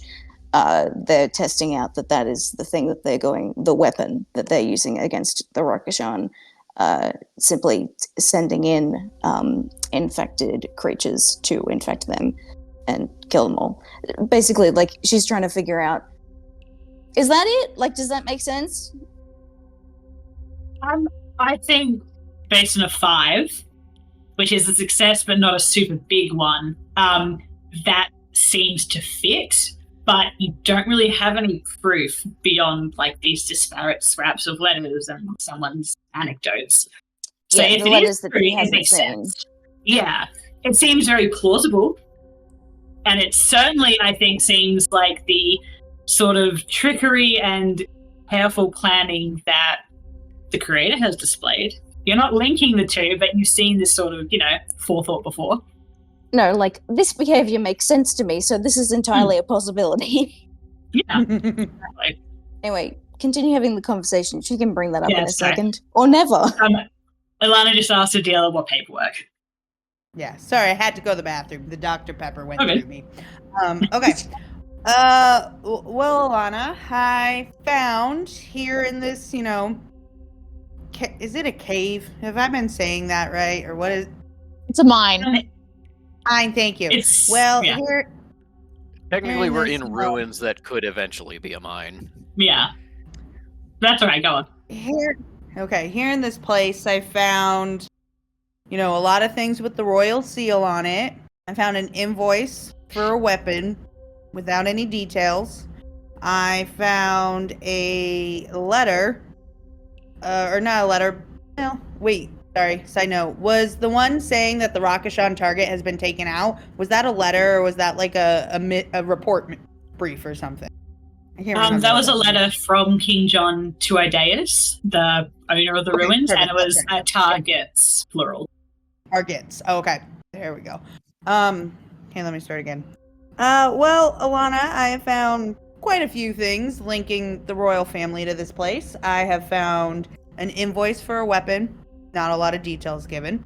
I found a letter from King John talking about taking out multiple Rakishan targets, and Dila pauses and kind of looks over at Mercury before saying this. I found a letter between King John and the creator. No, not King John. Was it... Who was the letter from the creator to? Idaeus. Idaeus. Idaeus, The guy, okay. the ruins owner, experimenter guy. Yep.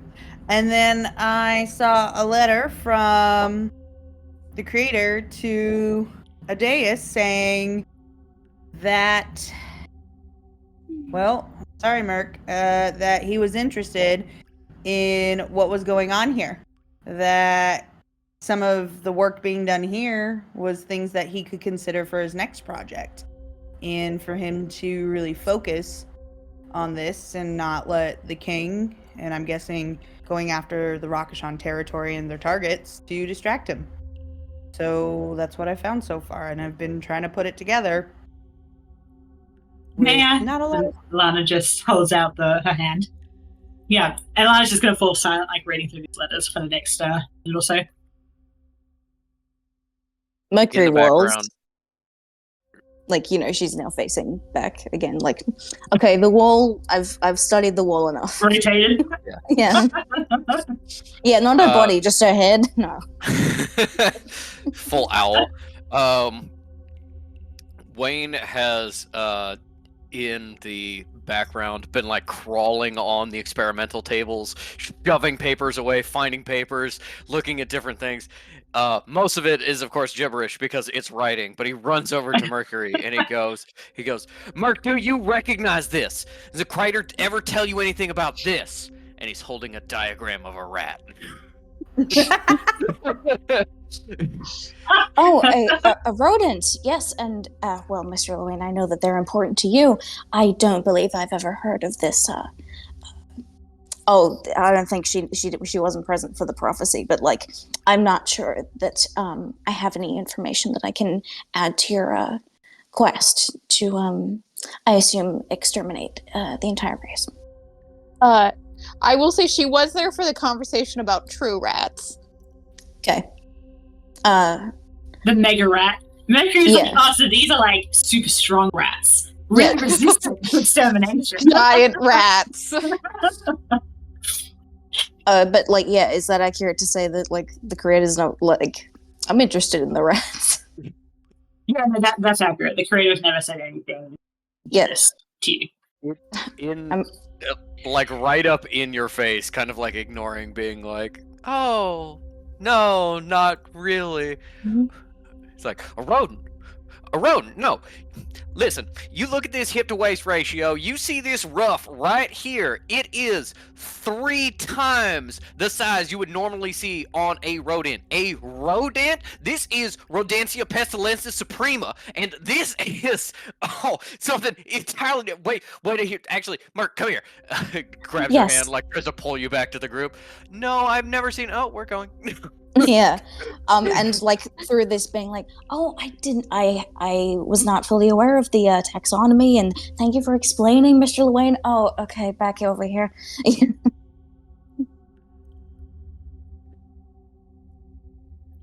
Alana's Oh, like, figured it out. I figured it out. Johnny John Jr., King's name, right? Sounds fake. Okay. Rats are the rats, and they carry diseases, and they go from the castle to here. And a crater friend was making animals, and it made rats with diseases. And there's a weapon that's a disease that's gonna kill the Rakishan, who are cats, who are the natural enemies of rats. And so if you had a bunch of rats that you made and he's just like sketching out a like bunch of rats in a trench coat to like make a person and then putting like a crown on its head. He is fully on spiraling into conspiracy theories. He may be right, but is talking like an insane person, so you will never understand what he is saying. Okay, well, mercury supplements like it sounds quite similar to the accident of Mr. Llewellyn's failure with the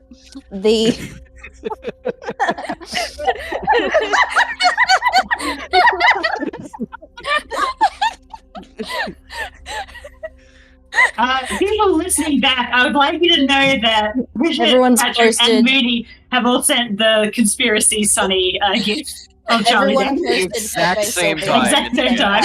Yeah. Wow, that's great. Beautiful. Yeah. Yeah. It's so all funny Pepe all the because I time. giggled and then I kept scrolling up and seeing more. No, man. Alana at this point speaks up, still looking at the letter, and says, I hate to say it, but I think Mr. Llewellyn might be right. I don't He's hate to right say about- it. I'm very proud of you, Mr. Llewellyn, for your theory. What? What? Kind I mean, of revealing that she doesn't think that Wayne's very smart. What? What? Y'all think I'm right? Y'all think I'm right about the Rat King? No. I think it's the rat is the weapon. Oh. More about the disease. Yeah, Oh. sorry, I didn't even think that needed to be said, but thank you for clarifying. Oh. All right. Well, I think you'll feel real silly when we go there and we rip off Johnny John Jr.'s robe and there's a bunch of rats and run out. But yeah, okay. You know, I'm willing to get sort of low level acceptance before we bring you totally on board. Look, it lines up with some of the some pieces of information that were coming through to me around that time, which is not exactly heartening to hear, but Alana turns to Mikkel and says, did you know about any of this beyond what you overheard? Mikkel just shakes his head. It looks aghast.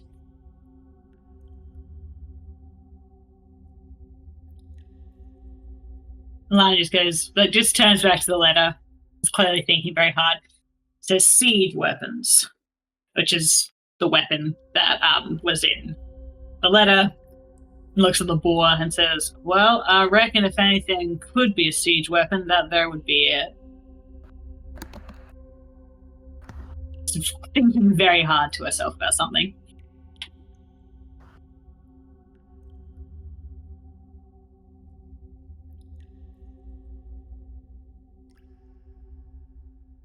How does Sable feel about hearing about this plot to genocide their people? I think Sable is sort of not quite like buying or following it, of just being like, this is such a like advanced political move for a group of people that are so like irrelevant politically in like their mind, that it's like, okay, you guys are circling around and clearly you guys like care. Clearly, like, you guys are trying to connect a dot back to me, which is or back to my people, which is honestly probably not at all related, because you humanoids are always focused on killing each other, and we just fucking stay in our lane and occasionally try to carve out more money and different like political things for it, and then mostly whatever dipshit noble goes to do that goes missing and stuff like that. So I think Sable is like, yeah, okay, you guys have some weird rat disease conspiracy theory, and there was a Rakushan in the room, but that's just because they're racist. So not like trying to follow along, but also being like, I don't agree with the way you guys are connecting dots. Wow. As part of spiraling, I think Wayne goes, and then the rats, of course, they're small, so they get in the burrows where the kits are, and then that's how they spread the disease, because little kids, they don't have no immune system.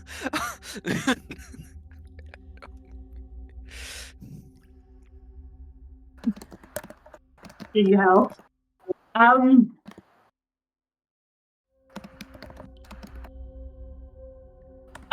Alana looks up from the letter at Sable, and then back to the letter, and turns to a dealer.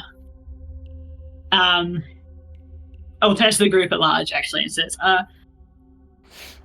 I'm just going to go take a look at that chest of letters one more time. I just want to check there's nothing I missed. She's going to go do that. You're welcome to come with her. But, yeah, she's going to disappear for a bit of that. I think Mercury- Adela goes with Alana at that point. Mercury kind of Mercury knows that she's on. Mercury doesn't understand why she's on the outs with Adela right now, but she's sensed that she's said something wrong, or rather that she's been misinterpreted wrongly. So look, probably won't follow along there. So really, just hangs by Wayne and Sable, whatever they're up to. I think obviously Wayne is not grabbing chalk and making circles because Wayne doesn't know how to write. But I think He Sable is writing, but it's like drawing a rat. Circle, circle again, circle again. Is it a good drawing of a rat?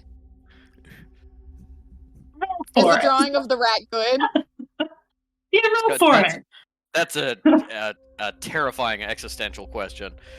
Yes, what would I roll for rat drawing? Let's say Agility? flipping around. He's not even drawing. He's just letting the chalk go. No, I'm gonna have you roll. Roll I think face. research. Because to me, it just falls in I was line about to of- pitch research, yeah, because Yeah. he has studied them. Research. All right. Research. Yes. Performance. But I will give you a bonus because this is the topic of all time for Wayne. This is the special interest for the Wayne family, passed down hand by hand, gently, tenderly for generations. All right. My research is a D4 minus 2, so that is an unnatural 1. Okay. I am going to You can use boost a it up to Benny. a 2. Or you can use a Benny. I could use a Benny. Should I use a Benny? Not. Use a Benny for a rat. You're not gonna fight anything. As far as you know. They I'm say, running out to go invade this kingdom and kill everybody. I'll cancel out the penalty, so it'll just be a flat research roll. A flat D4. Okay, then I Plus, rolled you the... get your wild die, don't forget. Yes, no, that's with my wild Yeah. die. I Oh, rolled, God. I rolled a 3 and a 3, and then I used a penny, and I rolled a 3 and a 3. Jesus. Okay, you know what? It's like rat shaped. It looks kind of like a rat. It's not a beautiful, detailed, anatomically correct depiction of a rat, but you know. I keep doing that thing where I try to add more and more detail, and it keeps making it look less and less like the thing it's supposed to be. Like eyebrows, like face. Yeah, Sable went over to like see if the rat drawing was any good, and they're like, yeah, Yes, is rat. that cross It's good. Gonna pause here during this beautiful session, just to duck over to what Alana ended. Adelia, you watch as Alana like fully gets on their hands and knees and is like shuffling under the bed to see if maybe there's any papers that have fallen out that they missed, and like muffled because underneath the bed and like the quilt is like draping over their ass, says, "Now, Miss Adelia, I have to ask, how long have you just held on to this paperwork?" Then like the sound of like scruffling around looking for stuff. Well, I got it before we got to the boar cave, so that was a little bit before you showed up. I did try to ask Sable about it, but I don't think Sable really knows what's going on in the Rakashan country or territory. It seems like they haven't been there for a while, so I guess I've been holding on to it for a little while. Can you blame me? Yeah. No, I cannot. I was just curious more than anything. And yeah, it is rather unusual to see a Rakashan this far out. Must have been out here for a while.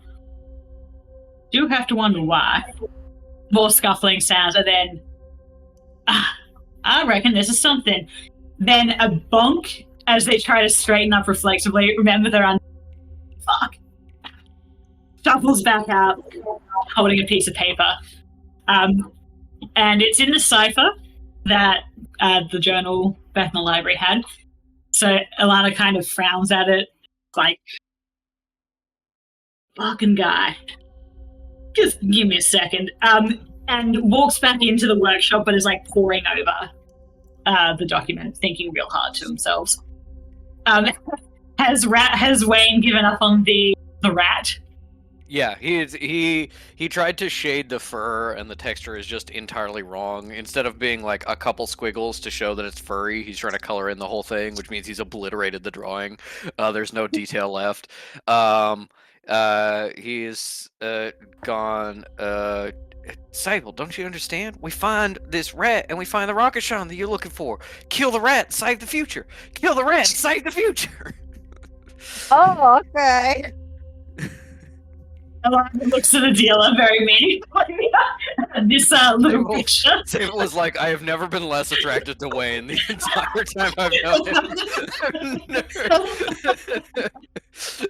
Wayne's been like drawing with the chalk and then like rubbing at his face and going like this, and so like there's just like streaks all down his face.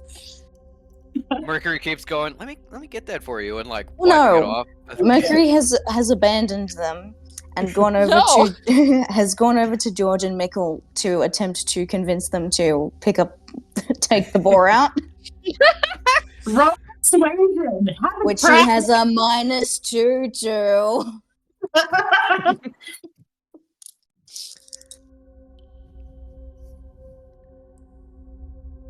-2. Like, you know, I've yeah, that's the one. Yeah. Yeah. What do you say to them? Oh, well, I was hoping to get this corpse out of here. I'm not terribly strong myself. I couldn't do it all by myself. Of course, I would assist you, but you two seem like some very strong young men. George just like going, No, that's it. Isn't backbreaking work its own reward? Yes, I wouldn't George- have it. I unfortunately wouldn't have anything to reimburse you with. However, I would be very grateful. Doing George just manual labor immediately because you were told to is the greatest gift.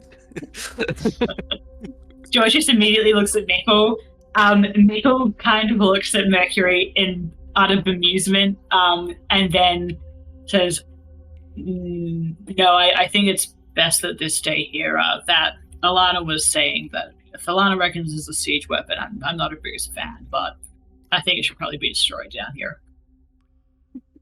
Very well. I understand that. However, I cannot leave here empty-handed. I accept if I have to leave the specimen, but I cannot leave here empty-handed. Thankfully, I have these bells. You Uh, also Stable have a overhears bottle of this. wine that Yeah. Wayne is holding for you, but Stable overhears this while Wayne is having a mental breakdown and calls over and is like, "Hey, little lady, I got this spear. I got some shiny rock. I got I don't know. I don't even know what this fucking is. I got this. I got this. Well, those are pliers, and thank you so much. That will be very helpful. Oh, yes, I won't need the disgusting corpse after all for now. Mickle says something to George very quietly that Mercury cannot hear. And George nods and then walks out of the room. Bye. bye, bitch. And, and then You're Mickle not just here for a kind burgeoning conspiracy to kill a rat king, so who needs and you?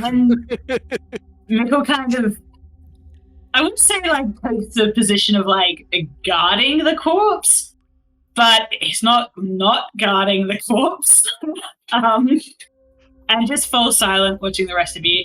Alana at this point kind of like jabs at the paper and says, reckon I got something here.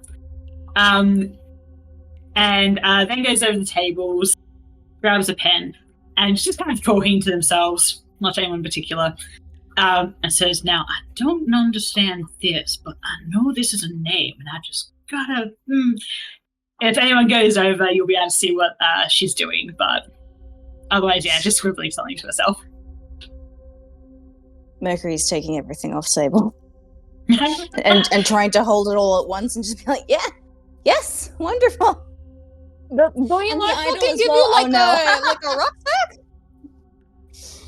Oh no, I'm quite capable of carrying many things at once. Thank you, Sable. Mercury's like gonna go into the bedroom, fold out the quilt, bundle everything in it, and then fucking shoulder. Yeah. Santa sack in it. Do your siblings have rucksacks? Oh, My siblings don't do hard labor. Yeah, neither of them do hard labor, so like, oh, But they no. do. no. But with Salt, who delivers products to people? Oh, Salt is that like she does not. She's just more the socialite. She's going around like making. She's more of an ambassador than anything else. It's just that it's entirely possible that she's pitching the creator and what he has to offer. Got it. Yes. And if she does deliver things, it's not in a rucksack. It's in like an Apple new product packaging, where it's like, here's a box, and you take off the sleeve, and then there's another sleeve, and then it says "Welcome to the future," and then you open that, and then there's another box inside, and eventually It's you like get to the thing. Yes. It's like the fucking box in Glass Onion. Yeah. Yes, exactly. And Sulfur doesn't. She's mostly just sitting in a room, so she doesn't. Sulfur does Just have hangs a out. rucksack. It's a rucksack that the creator set next to her at one point, and then she Yeah. didn't meet again.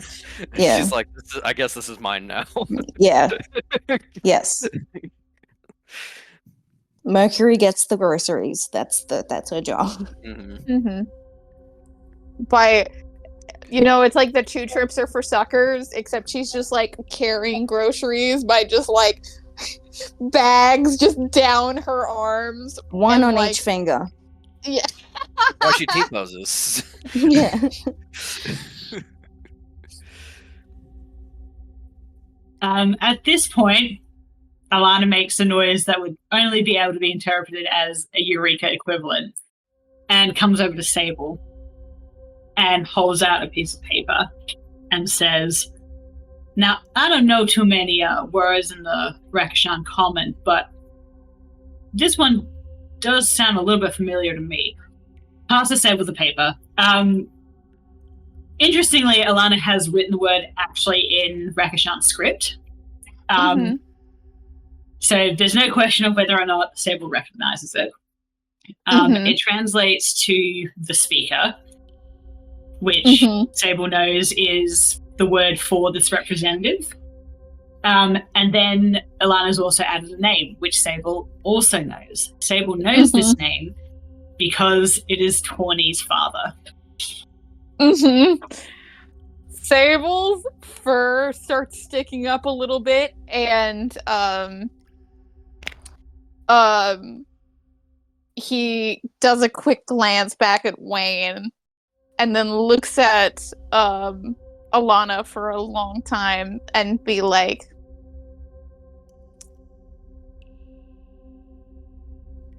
"And you're expecting me? Are you asking me to double check your translation?" Yeah, I surely am. I don't recognize the name, but I know it is a name, but I recognize the term for the speaker. But Alana says it in the actual, like the Rakishan language, specifically the term for the speaker. Yeah. Yeah. Yeah, Pardon my accent. It's been quite a while since I had the chance to use it.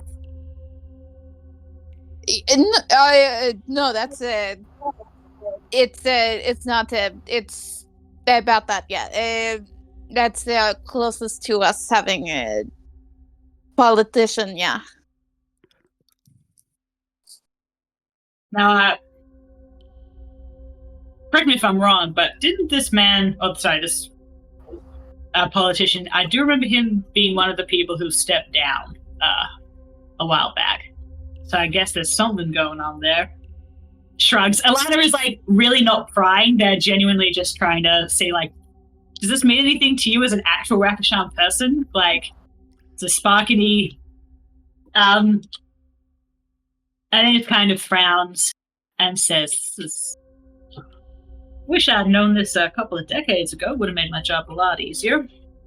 But then just falls silent. Is thinking very hard. He's the assassin. She's the weapon. She is rats in a trench coat. And Wayne stabs her in the chest. No. Damn.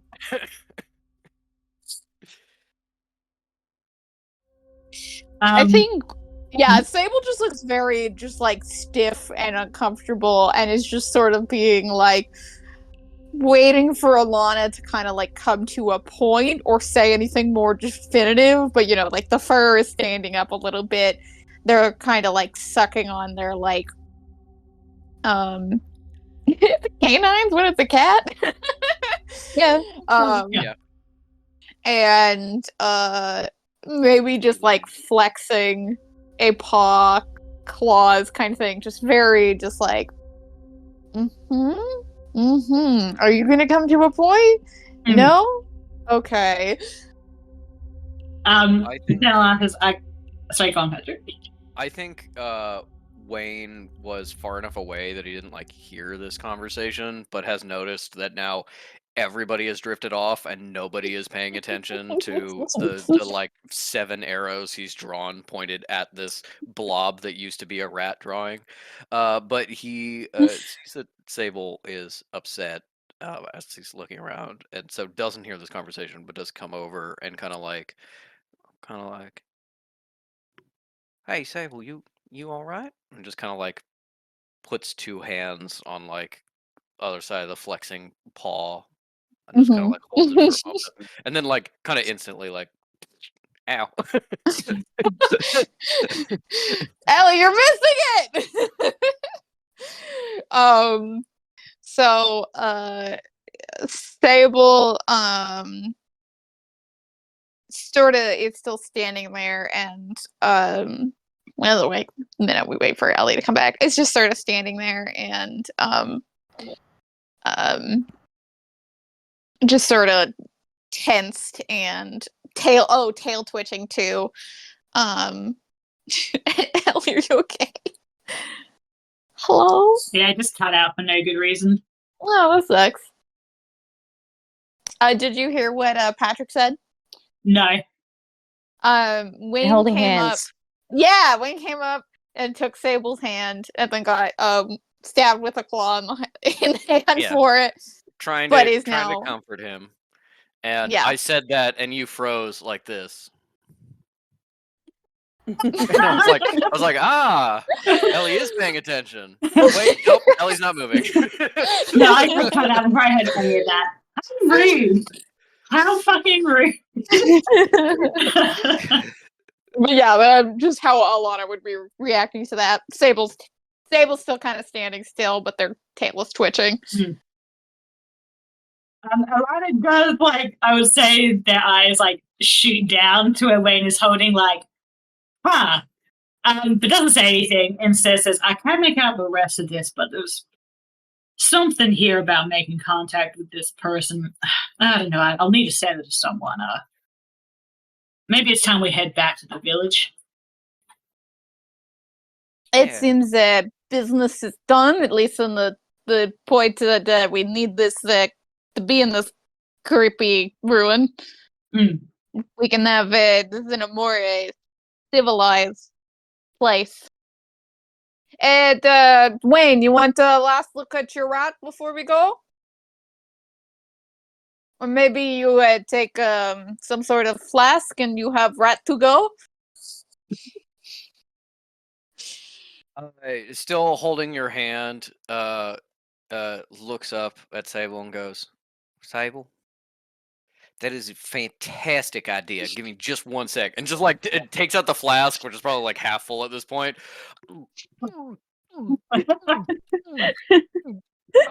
Okay. Like gulps going down the throat, yeah. So much alcohol. Do you feel like your whiskers curling and like burning a little bit from his breath as he just goes, okay, it's empty. I'm gonna go splash some. I'm gonna go splash some of that Gatorade into this flask.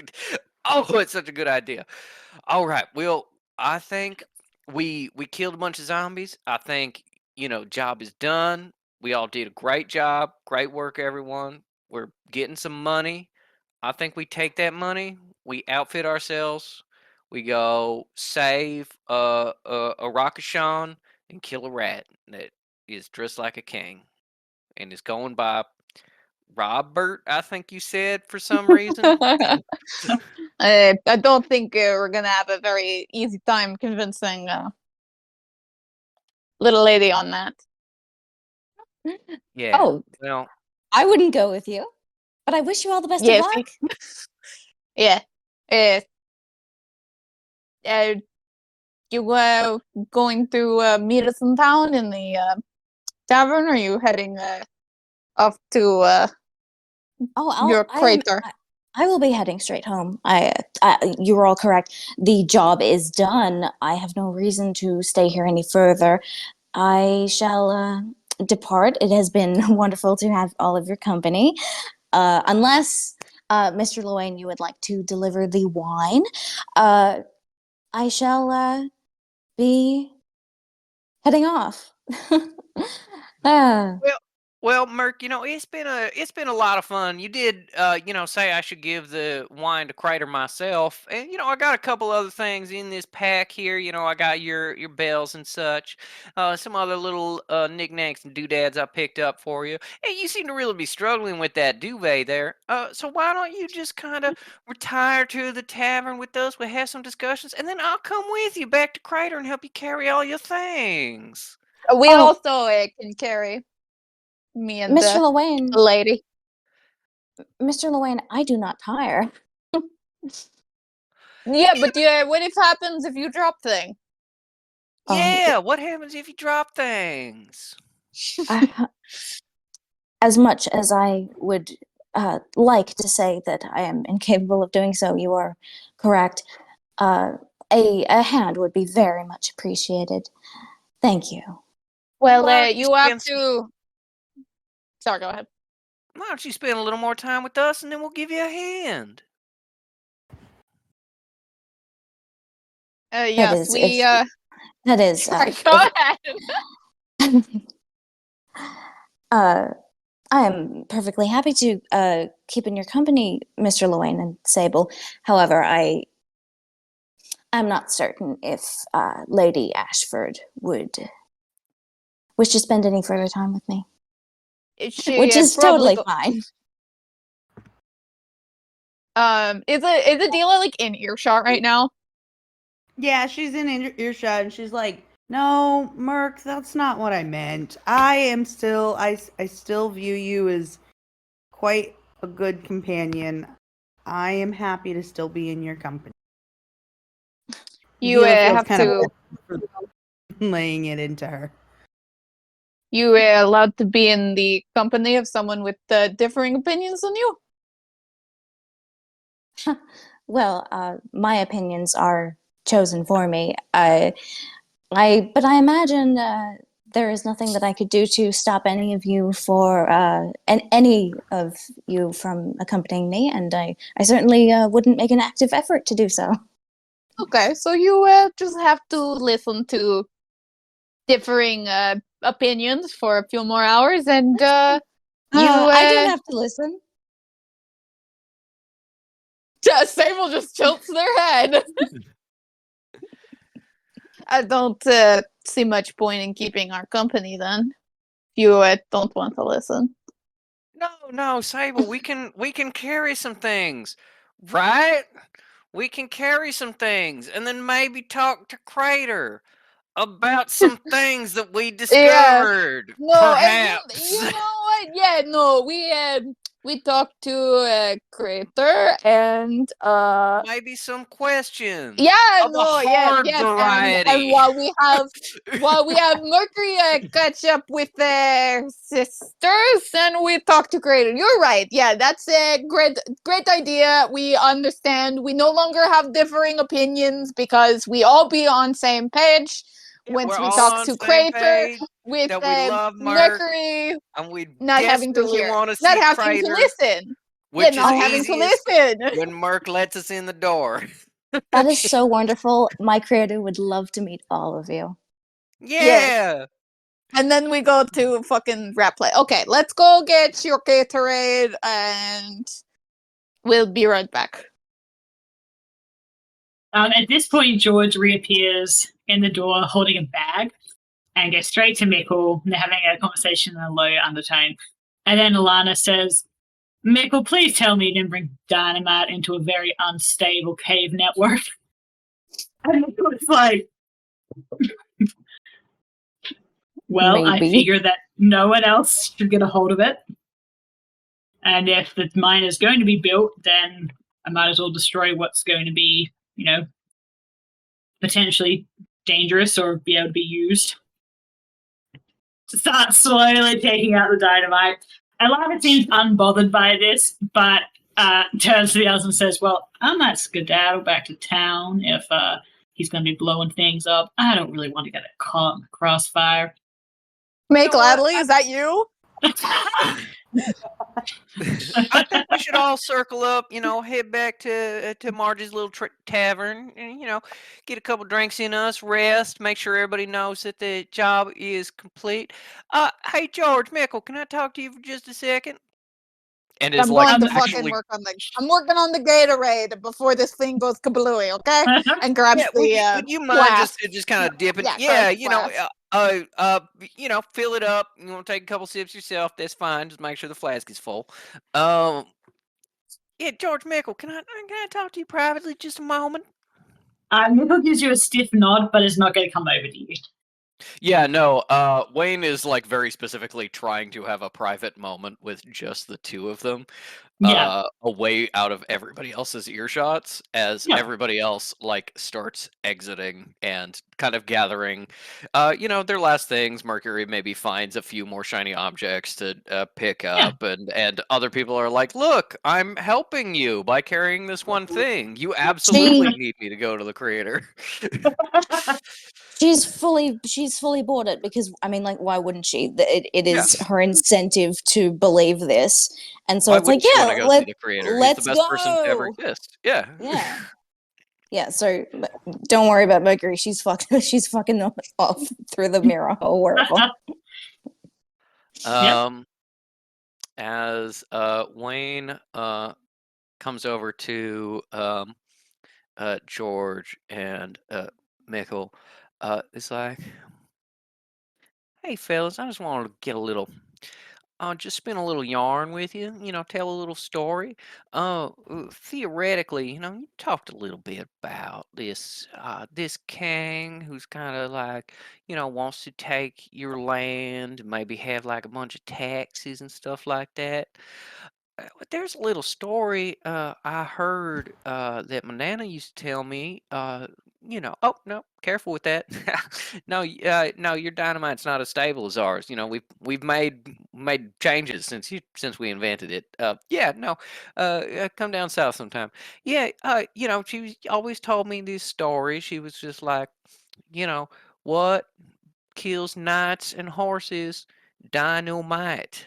That's kind of the moral of the story. You just kind of like bury it under a roadway when an army's coming in to maybe like, I don't know, enforce taxes or something like that, and then that doesn't happen anymore, and then nobody has to pay taxes, and then maybe we just kind of like pretend we use the dynamite. Or do you understand what I'm saying? Michael takes all this in, faces the careful neutrality of someone whose entire career depended on being able to keep a very neutral expression, and says, Mr. Llewellyn, I'm an upstanding citizen. I have no clue what you're talking about, and I certainly am not paying attention, and I certainly am not thinking about the roads. I am not in and out of casting town. any aspersions on your character at all, Mickle. I don't know why you would think that just because I am against the zombification of this here area and the endangerment of the local community, including its children, does not mean I'm casting aspersions on your character as a good man. I am just saying that maybe dynamite is better saved for when major road work needs to happen. Perhaps when there is some sort of army coming to town. Wank. Michael just nods. And I will say, because you're now so up close to the two of them, as you're like taking Mickle in, like telling this not at all pointed story with no message to be taken at all from it, you notice entirely on the surface. You notice that there's something extremely heavy in Mickle's pant pocket. It's quite large, like something that wasn't there when he came in. Okay. Yeah. He's made a justice boner from the idea. And Wayne looks over to where the block of gold was on the desk, and it is no longer there.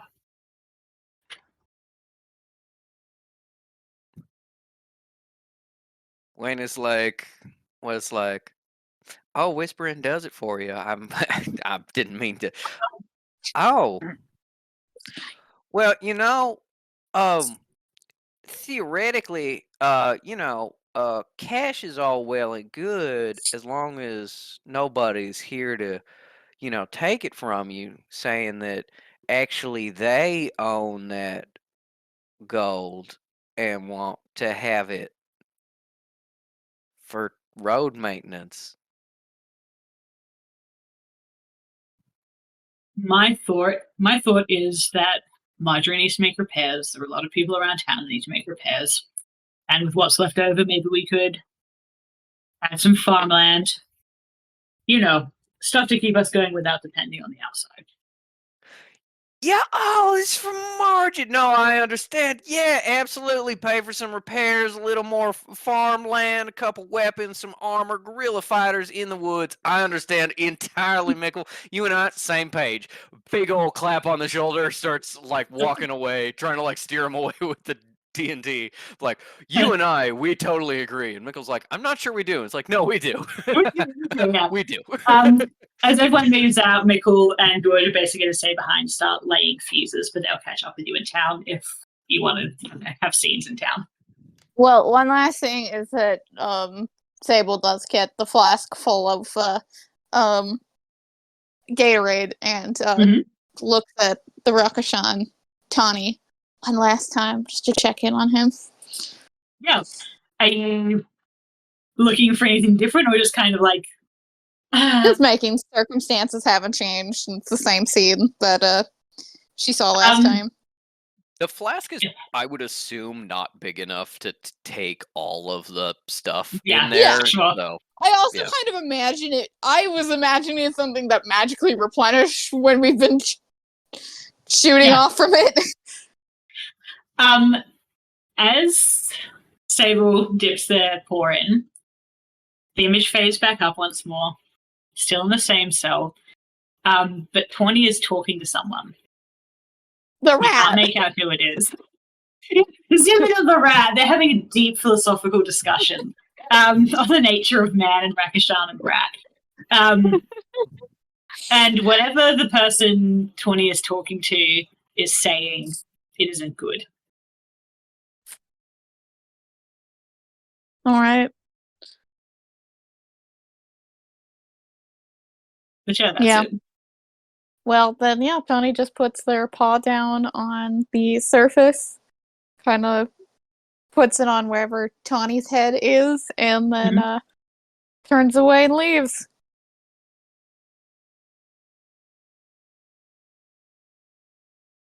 Does anyone else want to do anything before we scoot on out?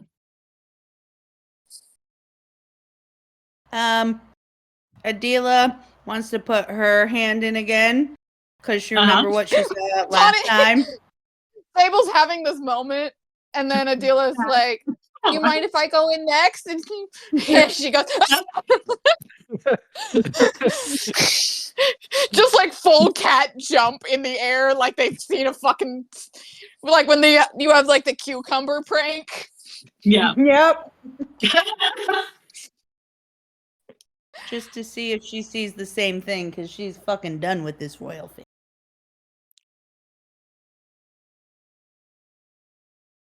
Yeah, so Ellie, if I may, Yeah. last time Adela looked, the imagery was like more symbolic and abstract. yes. I would argue maybe it's much clearer. Especially now that Alana has talked to them about it being a bit more directed. As Adela dips her hand in and thinks a little more directed this time, like actively, what is she looking for? Or is she just seeing what happens?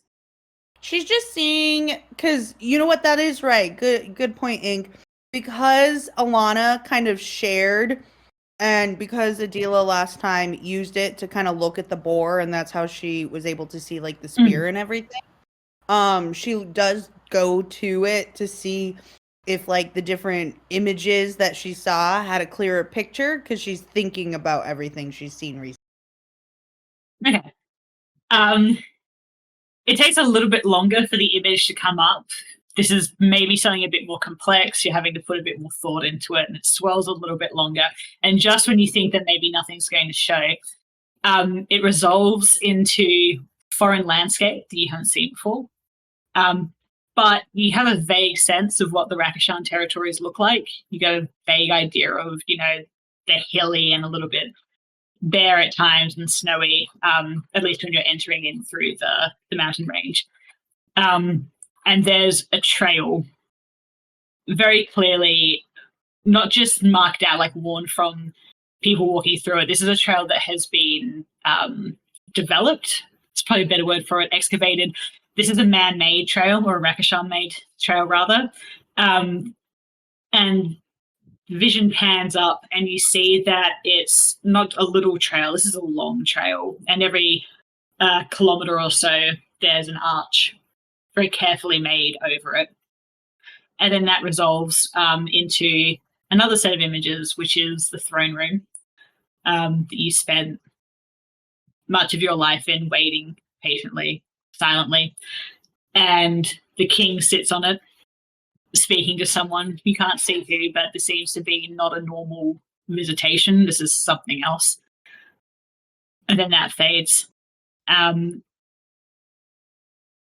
And then, much to your horror, you don't know where it is, but it's a rat in a dark place scurrying through. And something about it doesn't look right to you. Not that you've spent a lot of time playing with vermin, but this doesn't seem healthy, doesn't seem right. Then It's that wearing a little resolves once crown. more. It's got a little robe. It's really trench coats.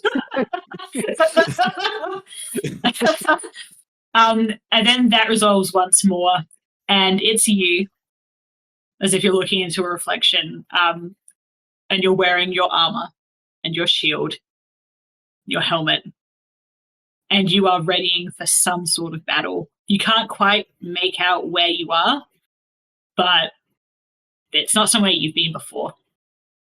And as you slide on your shield and buckle it into place, you see that it isn't the shield that you left behind. It has an insignia you don't recognize on it. And then the vision fades out. Nila gasps and steps back. She looks Yeah. around. She's like, "You see that, Sable? Or anybody see that?" What's Sable watching? I don't know. I What's Sable? think so. As if Adila wasn't like, this is my private Gatorade time, I think Sable would stick around. Sable recognizes the insignia on the shield. Mm. Because it's the, what's the word? It is the equivalent of a royal crest. Like a family, like a royal crest for the Rakashan? This is more, this is the insignia the speaker would wear, for example, when representing themselves, like the entirety of the territories while dealing with other kingdoms. Oh, okay. This is like the equivalent of like a national flag, even though each territory would have its own different insignia and clan insignias within that. This is the insignia. So this was a crest on a shield. Piece of armor? On a shield. And the shield was just in Adila's vision. Yeah.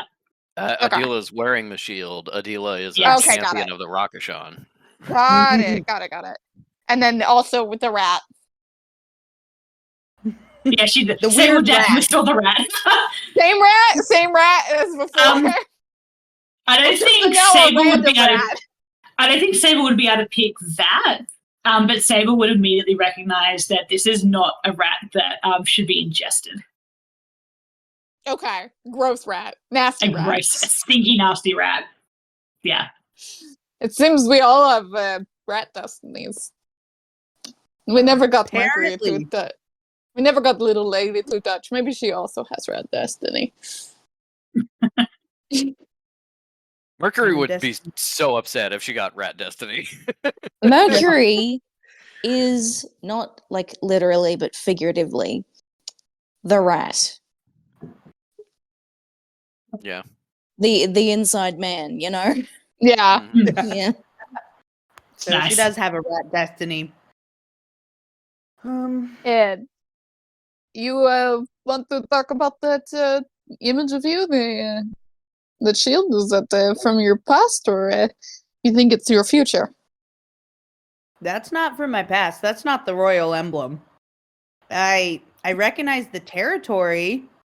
It kind of looked like, I think, what the Rakashan territory looks like. I haven't seen that road with the arches. I saw the king, and I never thought I would put armor on again. Yeah. Do you recognize that?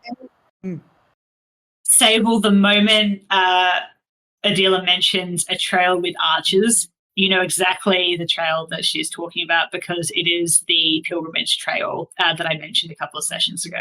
This is the trail that Rakashan walk along when they come of age. Sable kind of like listens to Adila talking and kind of like huffs, very cat little cuff, and being like, yeah, I'm familiar.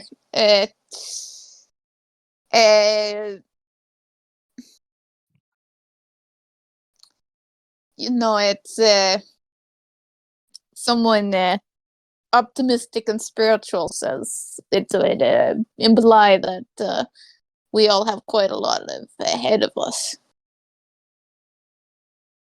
Mm-hmm. Rat didn't look quite right. No, the rat looks fucked up. Yeah, maybe that's the rat Mr. Wayne is looking for. I don't know. It kind of looks different from other rat when I saw that maybe many rats are important. I understand it's probably disturbing to see the armor, but hopefully in happier circumstances. I don't think anybody would force you to wear armor. So if you're wearing it, probably because you want to. Have you ever seen the emblem, Sable? You said that you recognized it, right? Yeah, you immediately know what it is. Yeah. No, but Adila recognized it. Oh no! Sorry. No, Adila doesn't recognize all she knows is that is not the royal sigil. No, but Bridget, you said like I recognize the territory. The territory. The territory, I yeah. recognize part of the territory. Oh, not the from territory spell. of the emblem. Sorry, that's what I thought you were saying. Yeah. No. Sable takes a long time to answer, and I think is weighing this against the interaction with Alana, who they were not at all inclined to trust because Wayne was like, "This Sadie bitch," but then finally says, "Yeah, that's my home. That's my country. That's what represents us. I don't fucking think we have any humanoid soldiers, so I don't know what the fuck is going on, but maybe we tied together, you, me, and this emblem, and us and Wayne with these fucking rats." Maybe we make for you custom. Don't really use shields. Somebody tried to punch me, they just get fluffed, so not really point of doing that. Adila just kind of ponders this and, well, Sable, maybe we'll stick together for a little bit longer and see what this pans out to be. Because they're about the same height, Sable reaches an arm around Adila's shoulder, gives a little pat, and says, "Yeah, we work all together. We start by, murdering the fuck out of Mercury's crater, and we go on, and we fucking figure out what rat bullshit we all have to go through. I wonder if we all were separately going to have rat bullshit, or because we met Wayne, we now have to deal with it, and we now all have rat destiny. Maybe Lowains just give people rat destinies." Maybe Yeah. Wayne was destined to bring us Contagious. together. Adila nods and pats Sable back and is like, "Yes." Tried to do a Russian accent and then failed. That's shitty, don't do that. That's what you Okay, get for my bad, spending a my lot bad. That's what you get for spending a lot of time with a Wayne. A rat destiny and HPV.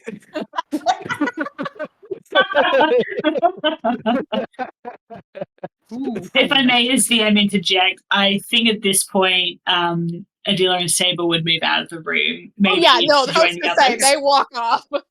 Yeah, And we're like, yeah. I was going to posit to Ink. I feel like Mercury is probably lingering, trying to see if there's any last minute things that she can grab for the creator. And so she is. Her arms are besides- full. Yeah. But yes. So she is, besides George and Mickle, who are still laying out these fuses, the last person to walk into the room with the scrying ball. The others have already left. Is Mercury going to take the opportunity now that she's in private? Okay. It's worth a shot. Good effort, Ellie, but Yeah. no. Yeah. You can Taking more you can crowd take pleasure than It's anyone fine. else's. We can use the blast later once we've killed her dad. yeah. You can Mercury can We gotta take check any, you like, for rat destiny. That's how Yeah, we I gotta know check when you they're for not rat somebody's in our party. Mercury can take any like second string items that are like not good enough to go in the Santa bag, but are still like something that she wants to take. And if she puts them in like a pile, there's a chance that Wayne will be like, "Oh, that's stuff for Mercury. I'll put that in my bag." Not guaranteed, but a chance. Mm. So my logic for this was going to be that maybe Mercury wants to know like if there's anything she's missed in the ruins as well, which the ball could show her. I'm No, kind of, as you can tell, I'm trying to. I actually quite like that thought process. May I have a roll and the dice decide? Absolutely. What are you going to What- roll out of interest? Let's have a look. See. Oh, and it's just going to be like. Um, Sable's like, I thought I actually felt that when I put my hand in, there's an object Okay. at the bottom. You have to go and put your hand in to get the object at the bottom. I swear. I was going to say I would suggest spirit, which for Mercury is low. it is. Low. Yeah, But still- and whether. So go on. No, just that I agree. And I say 4 is a general success. Whether this is just I for me, like spirit is like whether or not she has the The fortitude, the free will. Yeah. yeah. Girl. And roll with your. I think you would also have to roll with your wild die because it is a I have done. oh, And perfect. it's 3. Yeah. Dad. Did you want to use a Benny? Up to you. Let's do it, because otherwise, where else am I gonna? So, all right, Benny, we'll reroll. 4. That means it's the bare minimum of curiosity. She's like, yeah, sure, yeah. Fucking puts down all the stuff, and Mercury considers the okay. No, here's my thought of it. As well as being like, well, Sable said that there was an object at the bottom, like, but also, what if I cradled it in my hand and I just took the liquid home? So like, yes, it's sort of like a cradle motion, so like it would be like pooled in her own hand, like as well. Yep. There you go. Go. Okay. And what are you so you're actively thinking, is there anything else in this room that I've missed, or are you just actually taking it purely as a curiosity? Of like, what will I see? This is the thought, and so it's ambiguous enough that you can interpret how you like. What am I missing?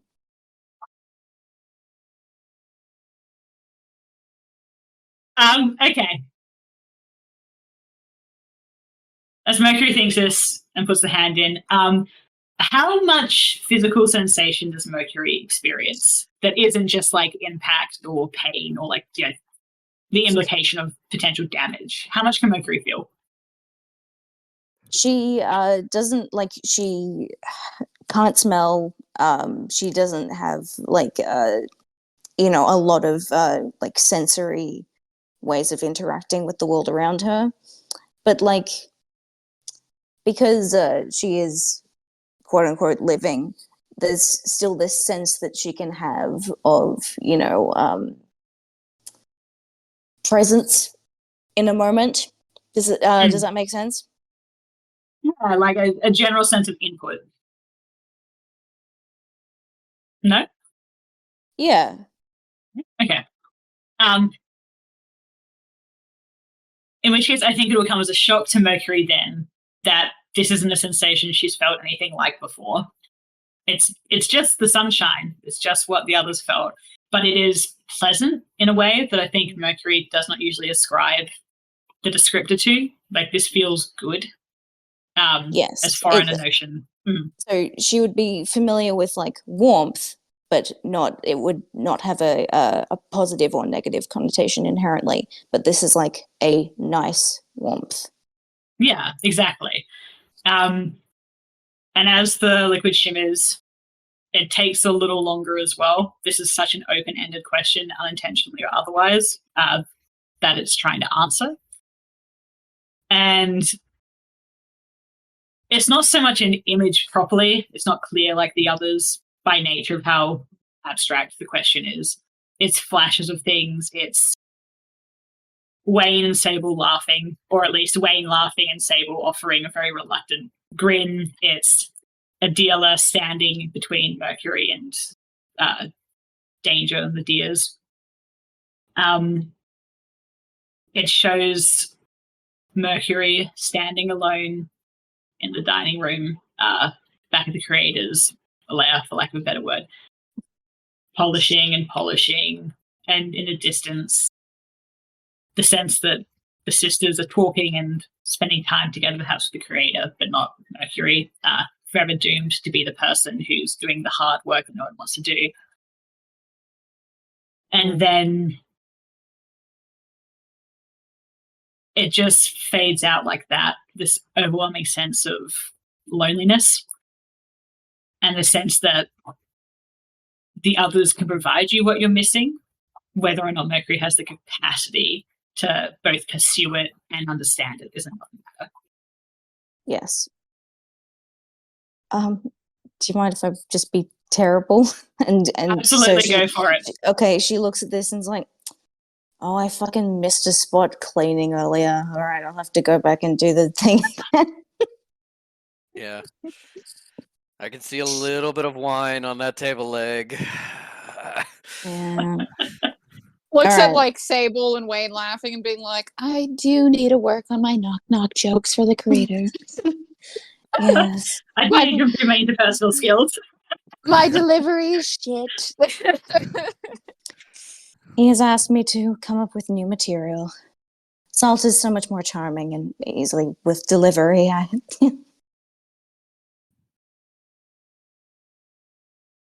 Yeah, that's it. So as far as you can tell, you haven't missed anything of Cool, value, at great. least in the ruins. Cool, awesome, tragic, terrible. Yeah, yeah, funny okay. as hell though. Yeah, but there's nothing left. She's gonna go.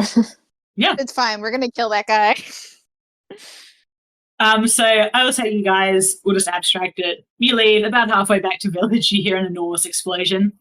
Probably Michael and George. Yeah. I would like some things with Wayne to happen actually before we leave, including Sure. the bowl. Sure. First of all, I think as they're laying all the dynamite down, Wayne is doing the incredibly annoying thing of being like, "No, don't put it there. Put it there. No, Backseat this is less. exploder. This is less efficient. No, because we want to try to save this for some of the road, right? And can I do a like engineering or something to try to backseat design explosives? Backseat design explosives. Jesus fucking My Christ. engineering is a D4 -2. Yeah, I was gonna For say, yeah, reference. go for it. All right.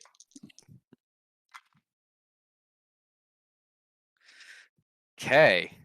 And we'll spend a Benny.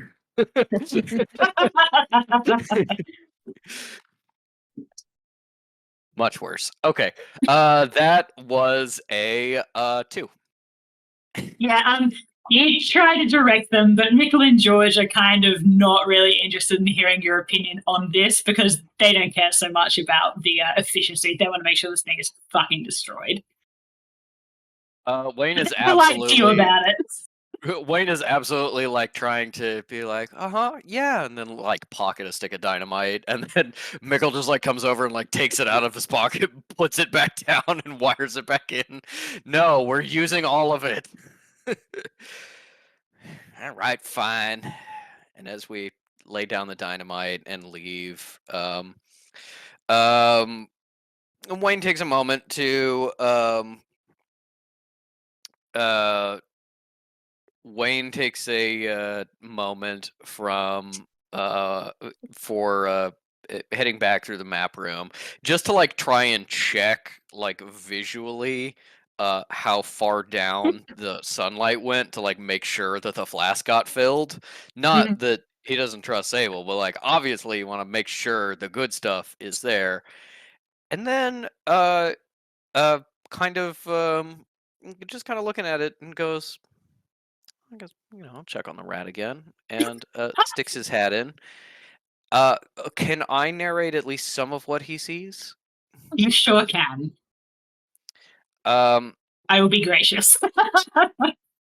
as Wayne sticks his hat in, sticks his hand in, he sees the rat kind of where he last left it. There's a little more light in the room. Maybe someone else is in here talking to the Rakashan and can just see kind of like the shoulder of. And then there's kind of a feeling and the view in the bowl kind of zooms out a little bit. And it's not just focused on the rat, it's focused on the rat and Tawny, who he doesn't know the name of. Because that's what Sable wants. And Wayne has always had this overarching goal of being the person who, finds the rat and fulfills the prophecy. And now other things are starting to be more important. This is important to Sable. So now it's not just about that, it's about both. And he it focuses and the image shifts a little bit, and he sees Adela and Sable and Mercury leaving together, and realizes that's what he wants, is all of them. That Adela and Sable are fairly sharp. Mercury's a little blurry. And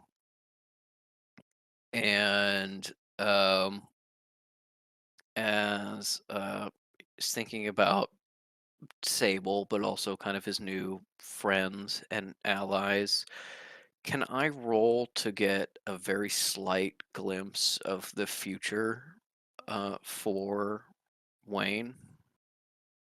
I mean, I'm surprised you're even asking, but go on. What should I roll? So literally the question Wayne is kind of intimating is, what does the future have for me? What is kind of like, I think the focus is like feeling bad for Mercury and being like, how can I help Mercury? What is the answer? What is that? And it's not like consciously asking a question Yeah. of this bull, because he doesn't really know how it works still. Even though people try to describe it to him, Lana tried to describe it. It's just like, I think Image spirit. of a gun. I think a flat spirit with your wild die. Because it's like a matter of Alright. connection and like force and will and yeah. Cool. How can I help Mercury? Image of a gun.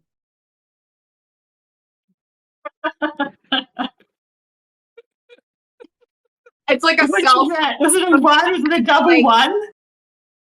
Oh my god, it was a double one, wasn't it, Patrick? That is a critical failure. Let's take her straight home. So Okay. Benny. Were No, you you wanting can't you to can't. you You can't can't use a No. Benny on a critical failure. were you Yeah. wanting to narrate this, Patrick, or were you gonna hand the reins over to me for this little bit? I have a very funny idea for a critical failure, if you will allow me. I will allow it.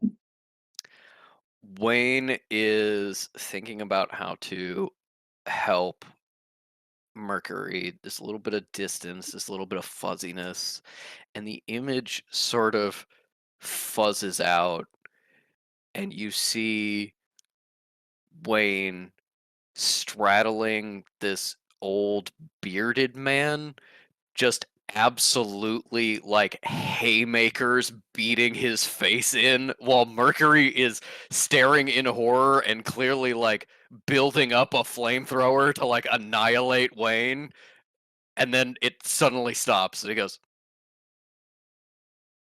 "What the hell was that?" Huh. Well, I guess that means nothing. This thing's broken. And leaves to follow the others. And a critical failure does require an ongoing, like a consequence of some kind beyond just Mhm. failing. I want to say that Breaks the Wayne sees that and is like, alright. Yeah. Whoever this guy is, as Yeah. soon as I see him, is Yeah. on I'm gonna site. beat the shit out of him. I understand. Let's Now- name the crater because I don't picture him with a beard. Yes. Now, entirely separately, I'm gonna go hang out with my friends and then go meet Mercury's dad. There's nothing, no problem here. Sometime in the future, Mercury will clearly be on the same side as me because she is clearly aiming at this guy I'm beating up, not at me. We are going to be on the same side fighting this guy. So just when I see that guy, know it's an enemy, immediate throwdown. Now time to go meet Mercury's dad. God. Is there anything else anyone else wants to do?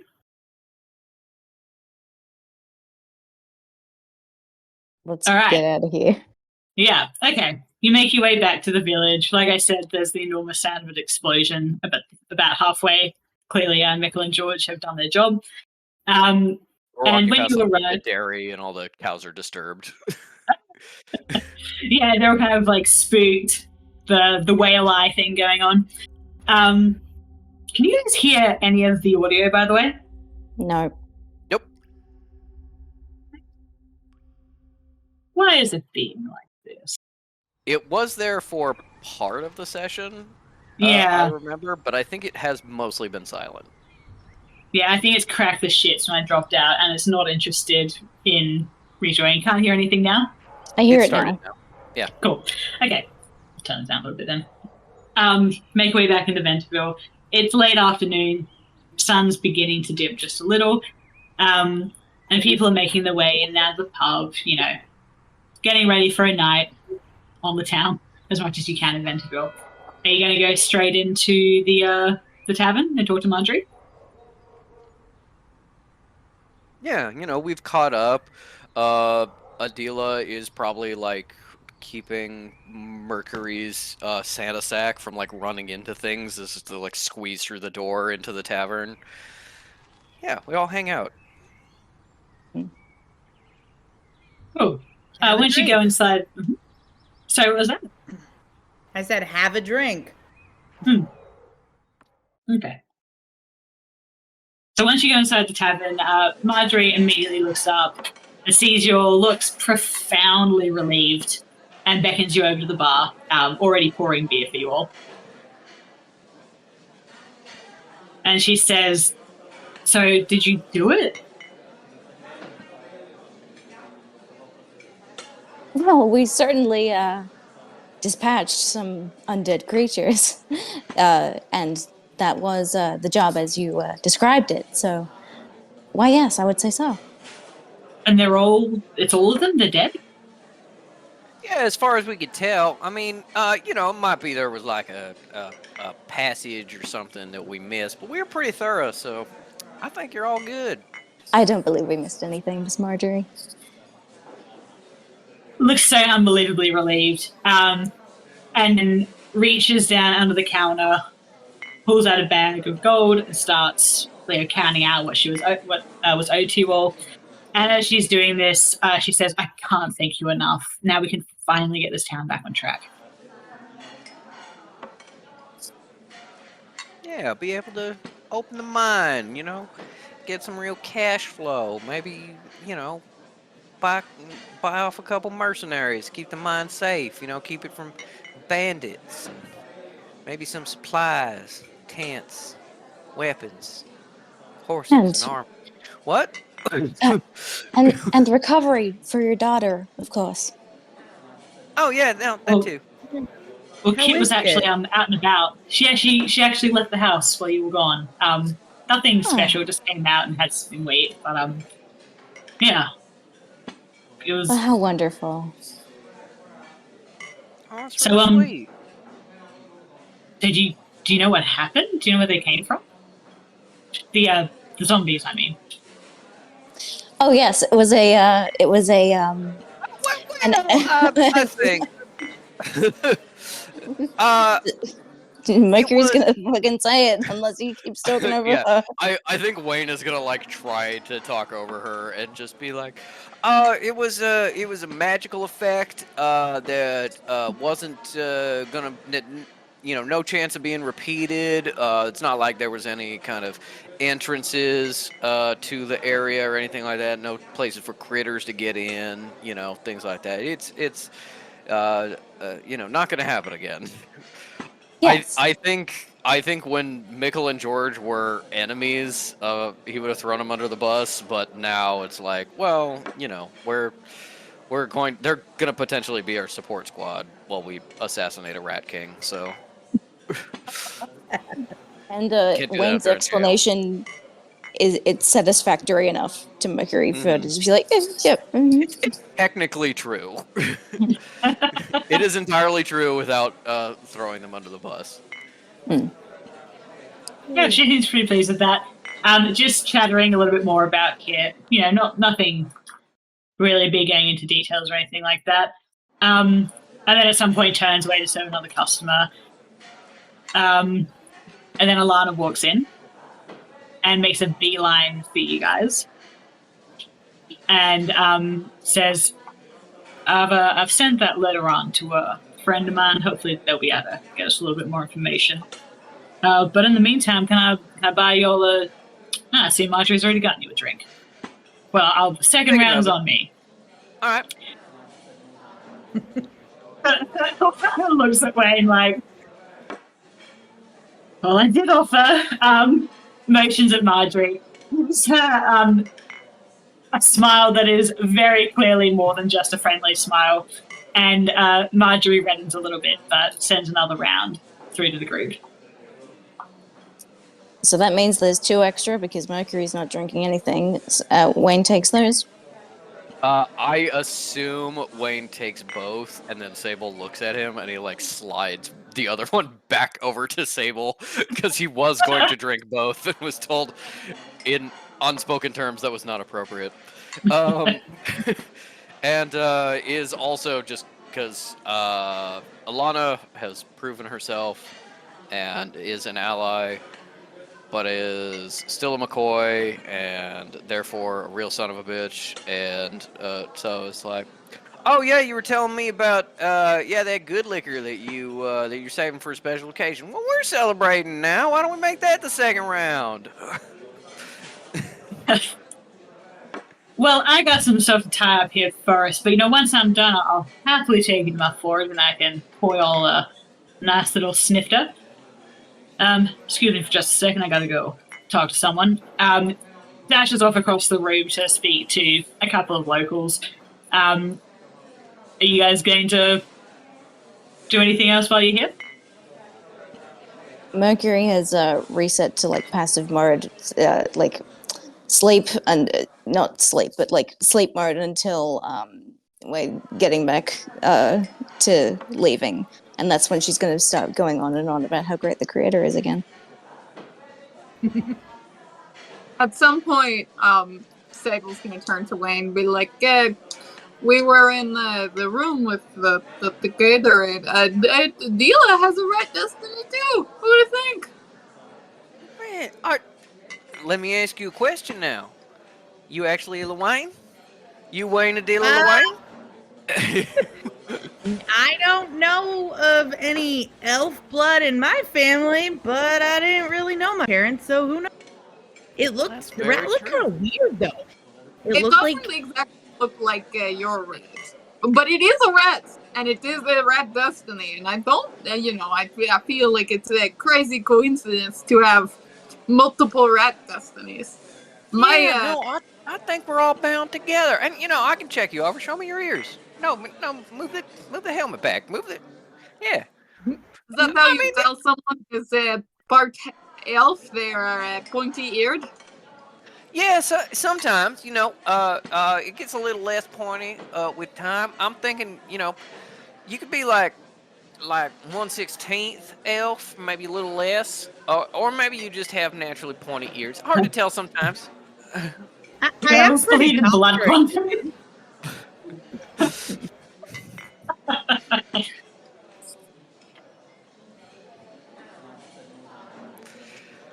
Well, I think if we all got a rat destiny, and we also got a someone important to Sable, and we need to rescue. I think that means we need to keep traveling together and keep on helping each other. Oh, and Mercury, of course. Oh, yeah. she can't hear me. But you know, Mercury, of course. No, Well, no, she can hear. She's just not engaging. But like, she turns her head and says, Wayne has "Look." like interpreted it as she's fully asleep and being like, she's well, fully Yeah. asleep. Yes, Just stand by. Mercury's no. asleep. But let's talk about her in front of her. No, Yeah. turns her head and like she's been listening but not listening. Where it's like, oh yes, that would be wonderful for the three of you, and to continue traveling together. That would be very nice.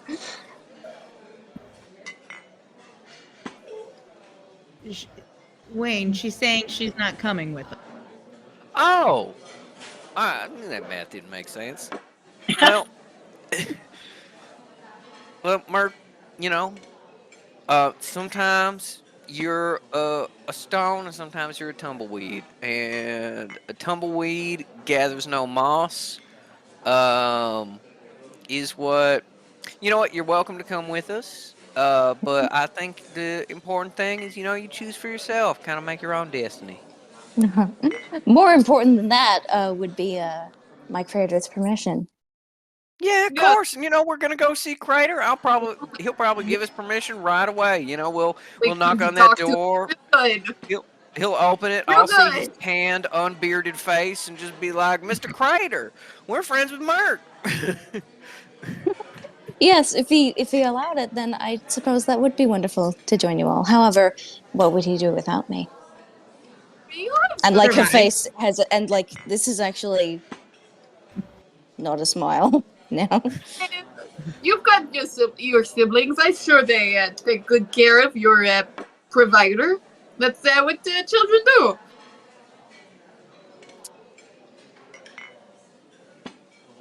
Yes. Children take care of their providers when they grow old, like providers take care of their children when they're young. Yes, I imagine that is how it is for organic beings. It's for a non-organic being. I don't see why it would be that way. When you being created, put together, he take care of you, right? He makes sure you function and happy. Yeah, Oh like a yes. daddy's However, supposed to. I can always take care of myself as well. Well, My cool. function. We can all take care of ourselves, but we also want to take care of each other. You know, you want your loved ones to take care of you, and you want to take care of your loved ones. You know, it's always mutual. That Sable chugs a lot of their drink. Adela's That just reminds me staring of- into her beer. Like, I'm not Yeah. getting involved this time. Careful, Sable, you're spilling some. That reminds me of a story that I believe is relevant to the situation. When my creator was designing and putting me together, he wanted me to have a voice box because Sulfur had none. She spoke through sign language. And so while he was Oh. designing the voice box, he installed it in her to use as a test. And finally, once my body was complete, took it back out of her and into my throat, and I had that for a couple of days. However, my creator had become quite attached to the voice and associated it with Sulfur, and so he removed it from me and returned it to her. And then another week of work and labor, and then I had my voice that I have now. Wow, really gave you your voice. I mean, Yes.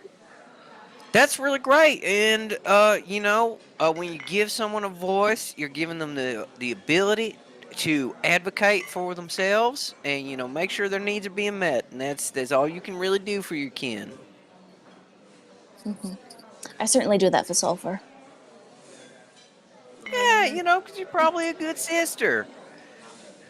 You know, Oh, Mr. Llewayne. Yeah, the older one. She takes care of the two of you.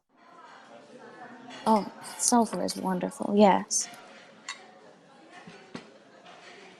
oh, that's great. You know, it sounds to me like there's not as much difference between organic and not organic beings as you might think. You know, we're all the same. We all got our siblings and sibling love, and you know, kin taking care of kin. That's real important.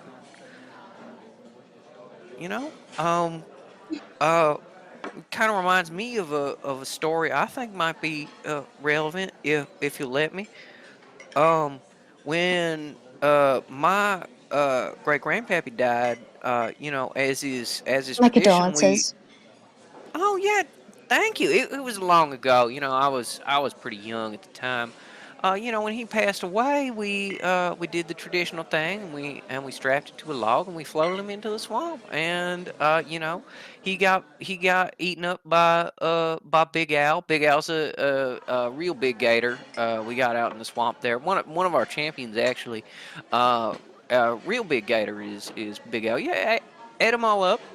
And you know, does that mean that Big Al is my great grandpappy now? I mean, who's to say? Does he did he listen to me when I had troubles? You know, did he help me with my math homework? Yeah. So sometimes, you know, there's sometimes things change form. They're a little bit different than you expect them to be, but they're still the same, you know. And sometimes I still go out and I check on Big Al, and you know, I assume my great grandpappy is looking at me from inside that gator, and I let him know how my life's going. And sometimes, you know, the you think that you are not organic or that you're real different. I mean, it's just a different form, but you're all the same on the inside, just like Big Al and Great Grandpappy. Does that make What a sense? beautiful story. It's a beautiful story, Mr. Llewayne. Thank you. I think you're just like Big Al. You know, you're very sweet and kind, and you are, I assume, good at math. Oh yes, I'm quite proficient with mathematics.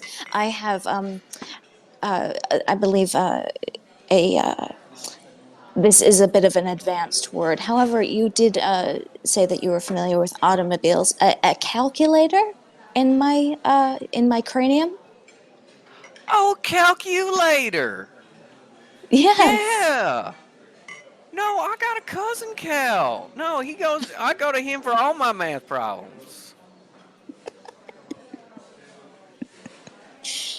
Yeah, calculator Lewayne. He's a real smart cookie, you know what they say. You need help with math, you go talk to calculator. That's great. My point is, I think that on the inside, we're all the same. And you're one of us, Mark. You know, I think you belong here. And I think we'll be able to convince Crater of that too. Uh, my creator is one for a vigorous debate. I encourage you to engage with him, but do be prepared for a great loss. Sable looks at Adela and goes, "Yeah, we prepared for great loss."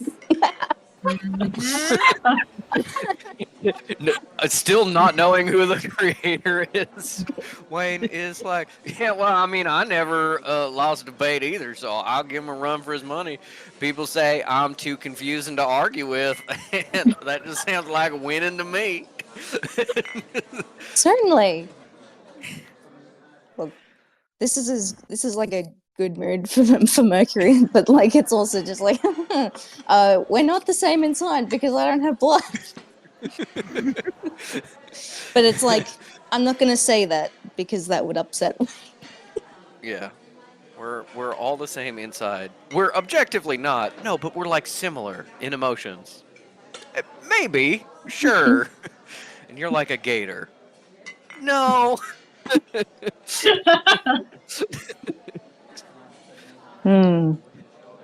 Yep. I think at this point, Alana comes back over, sees that all the beer glasses are empty, invites you all back to the forge. They were, have their own booze.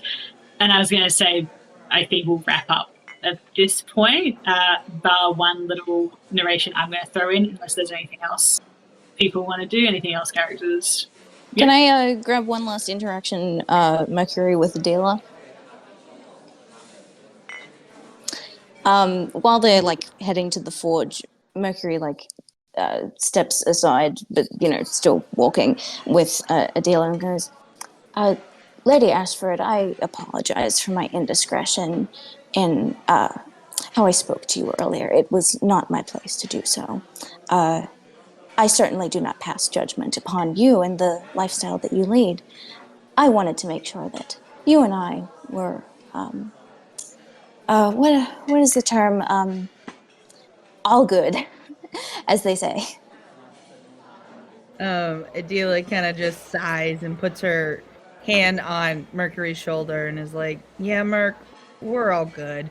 Sometimes, whether or not it's your case, I kind of look at the things that I've experienced and I just assume that it's the same for everybody. And I don't need you to apologize. I feel like I should apologize too. I don't know your story. I've never met the creator. I just saw a lot of me in you in that moment, and I just got really upset. So, if anything, I apologize as well. I'm sorry. We're all good though, Merc."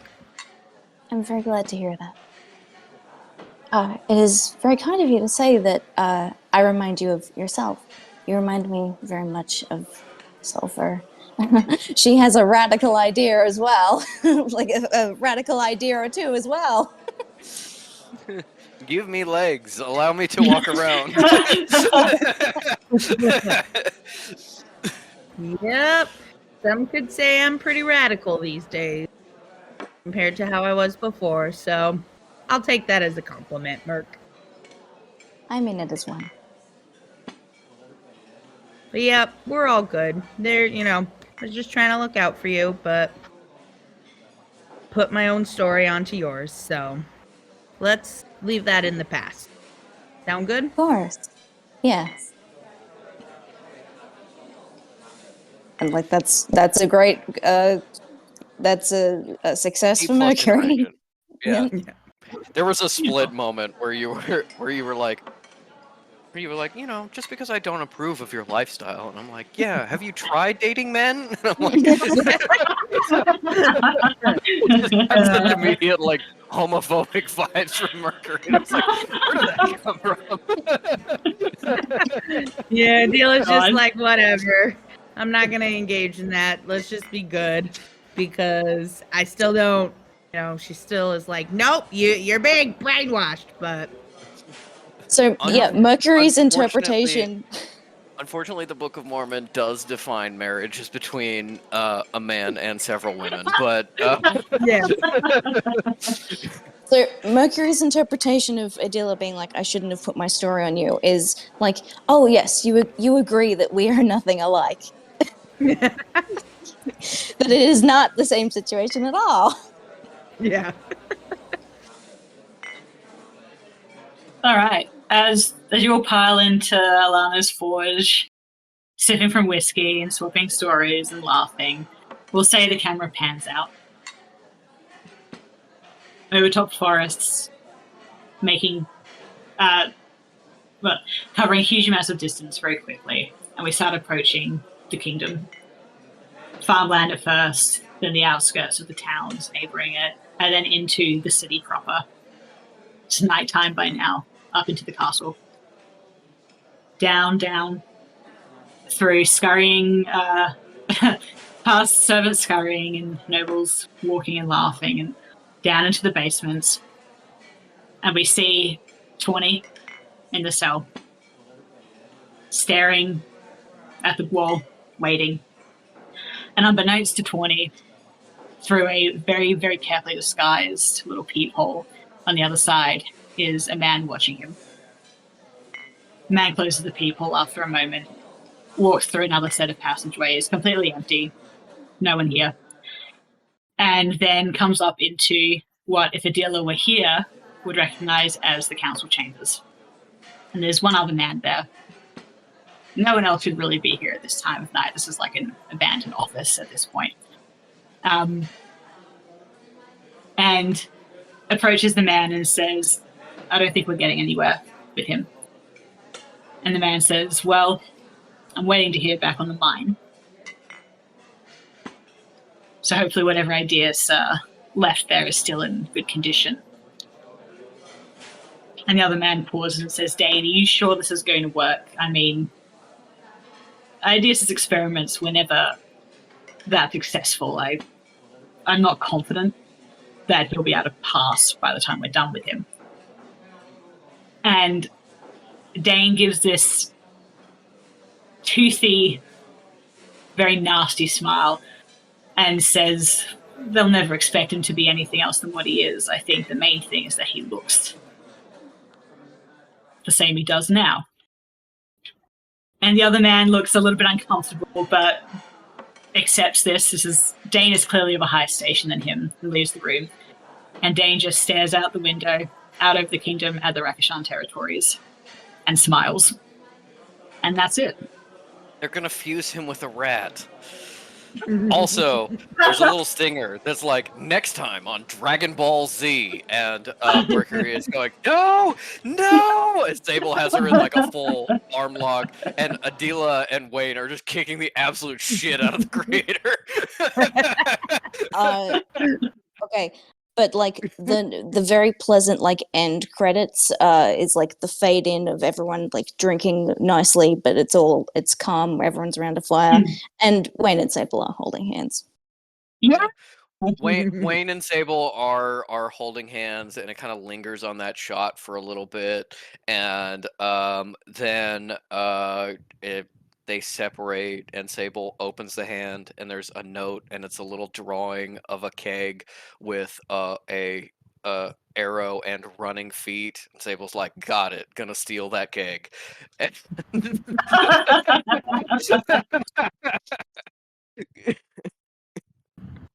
All right, should we get rid of Craig? Yeah, all right. Be gone, thought. Foul fiend. Be gone, Craig. Bye, Oh my Craig. god, we were posting so much in chat. Bye, Craig.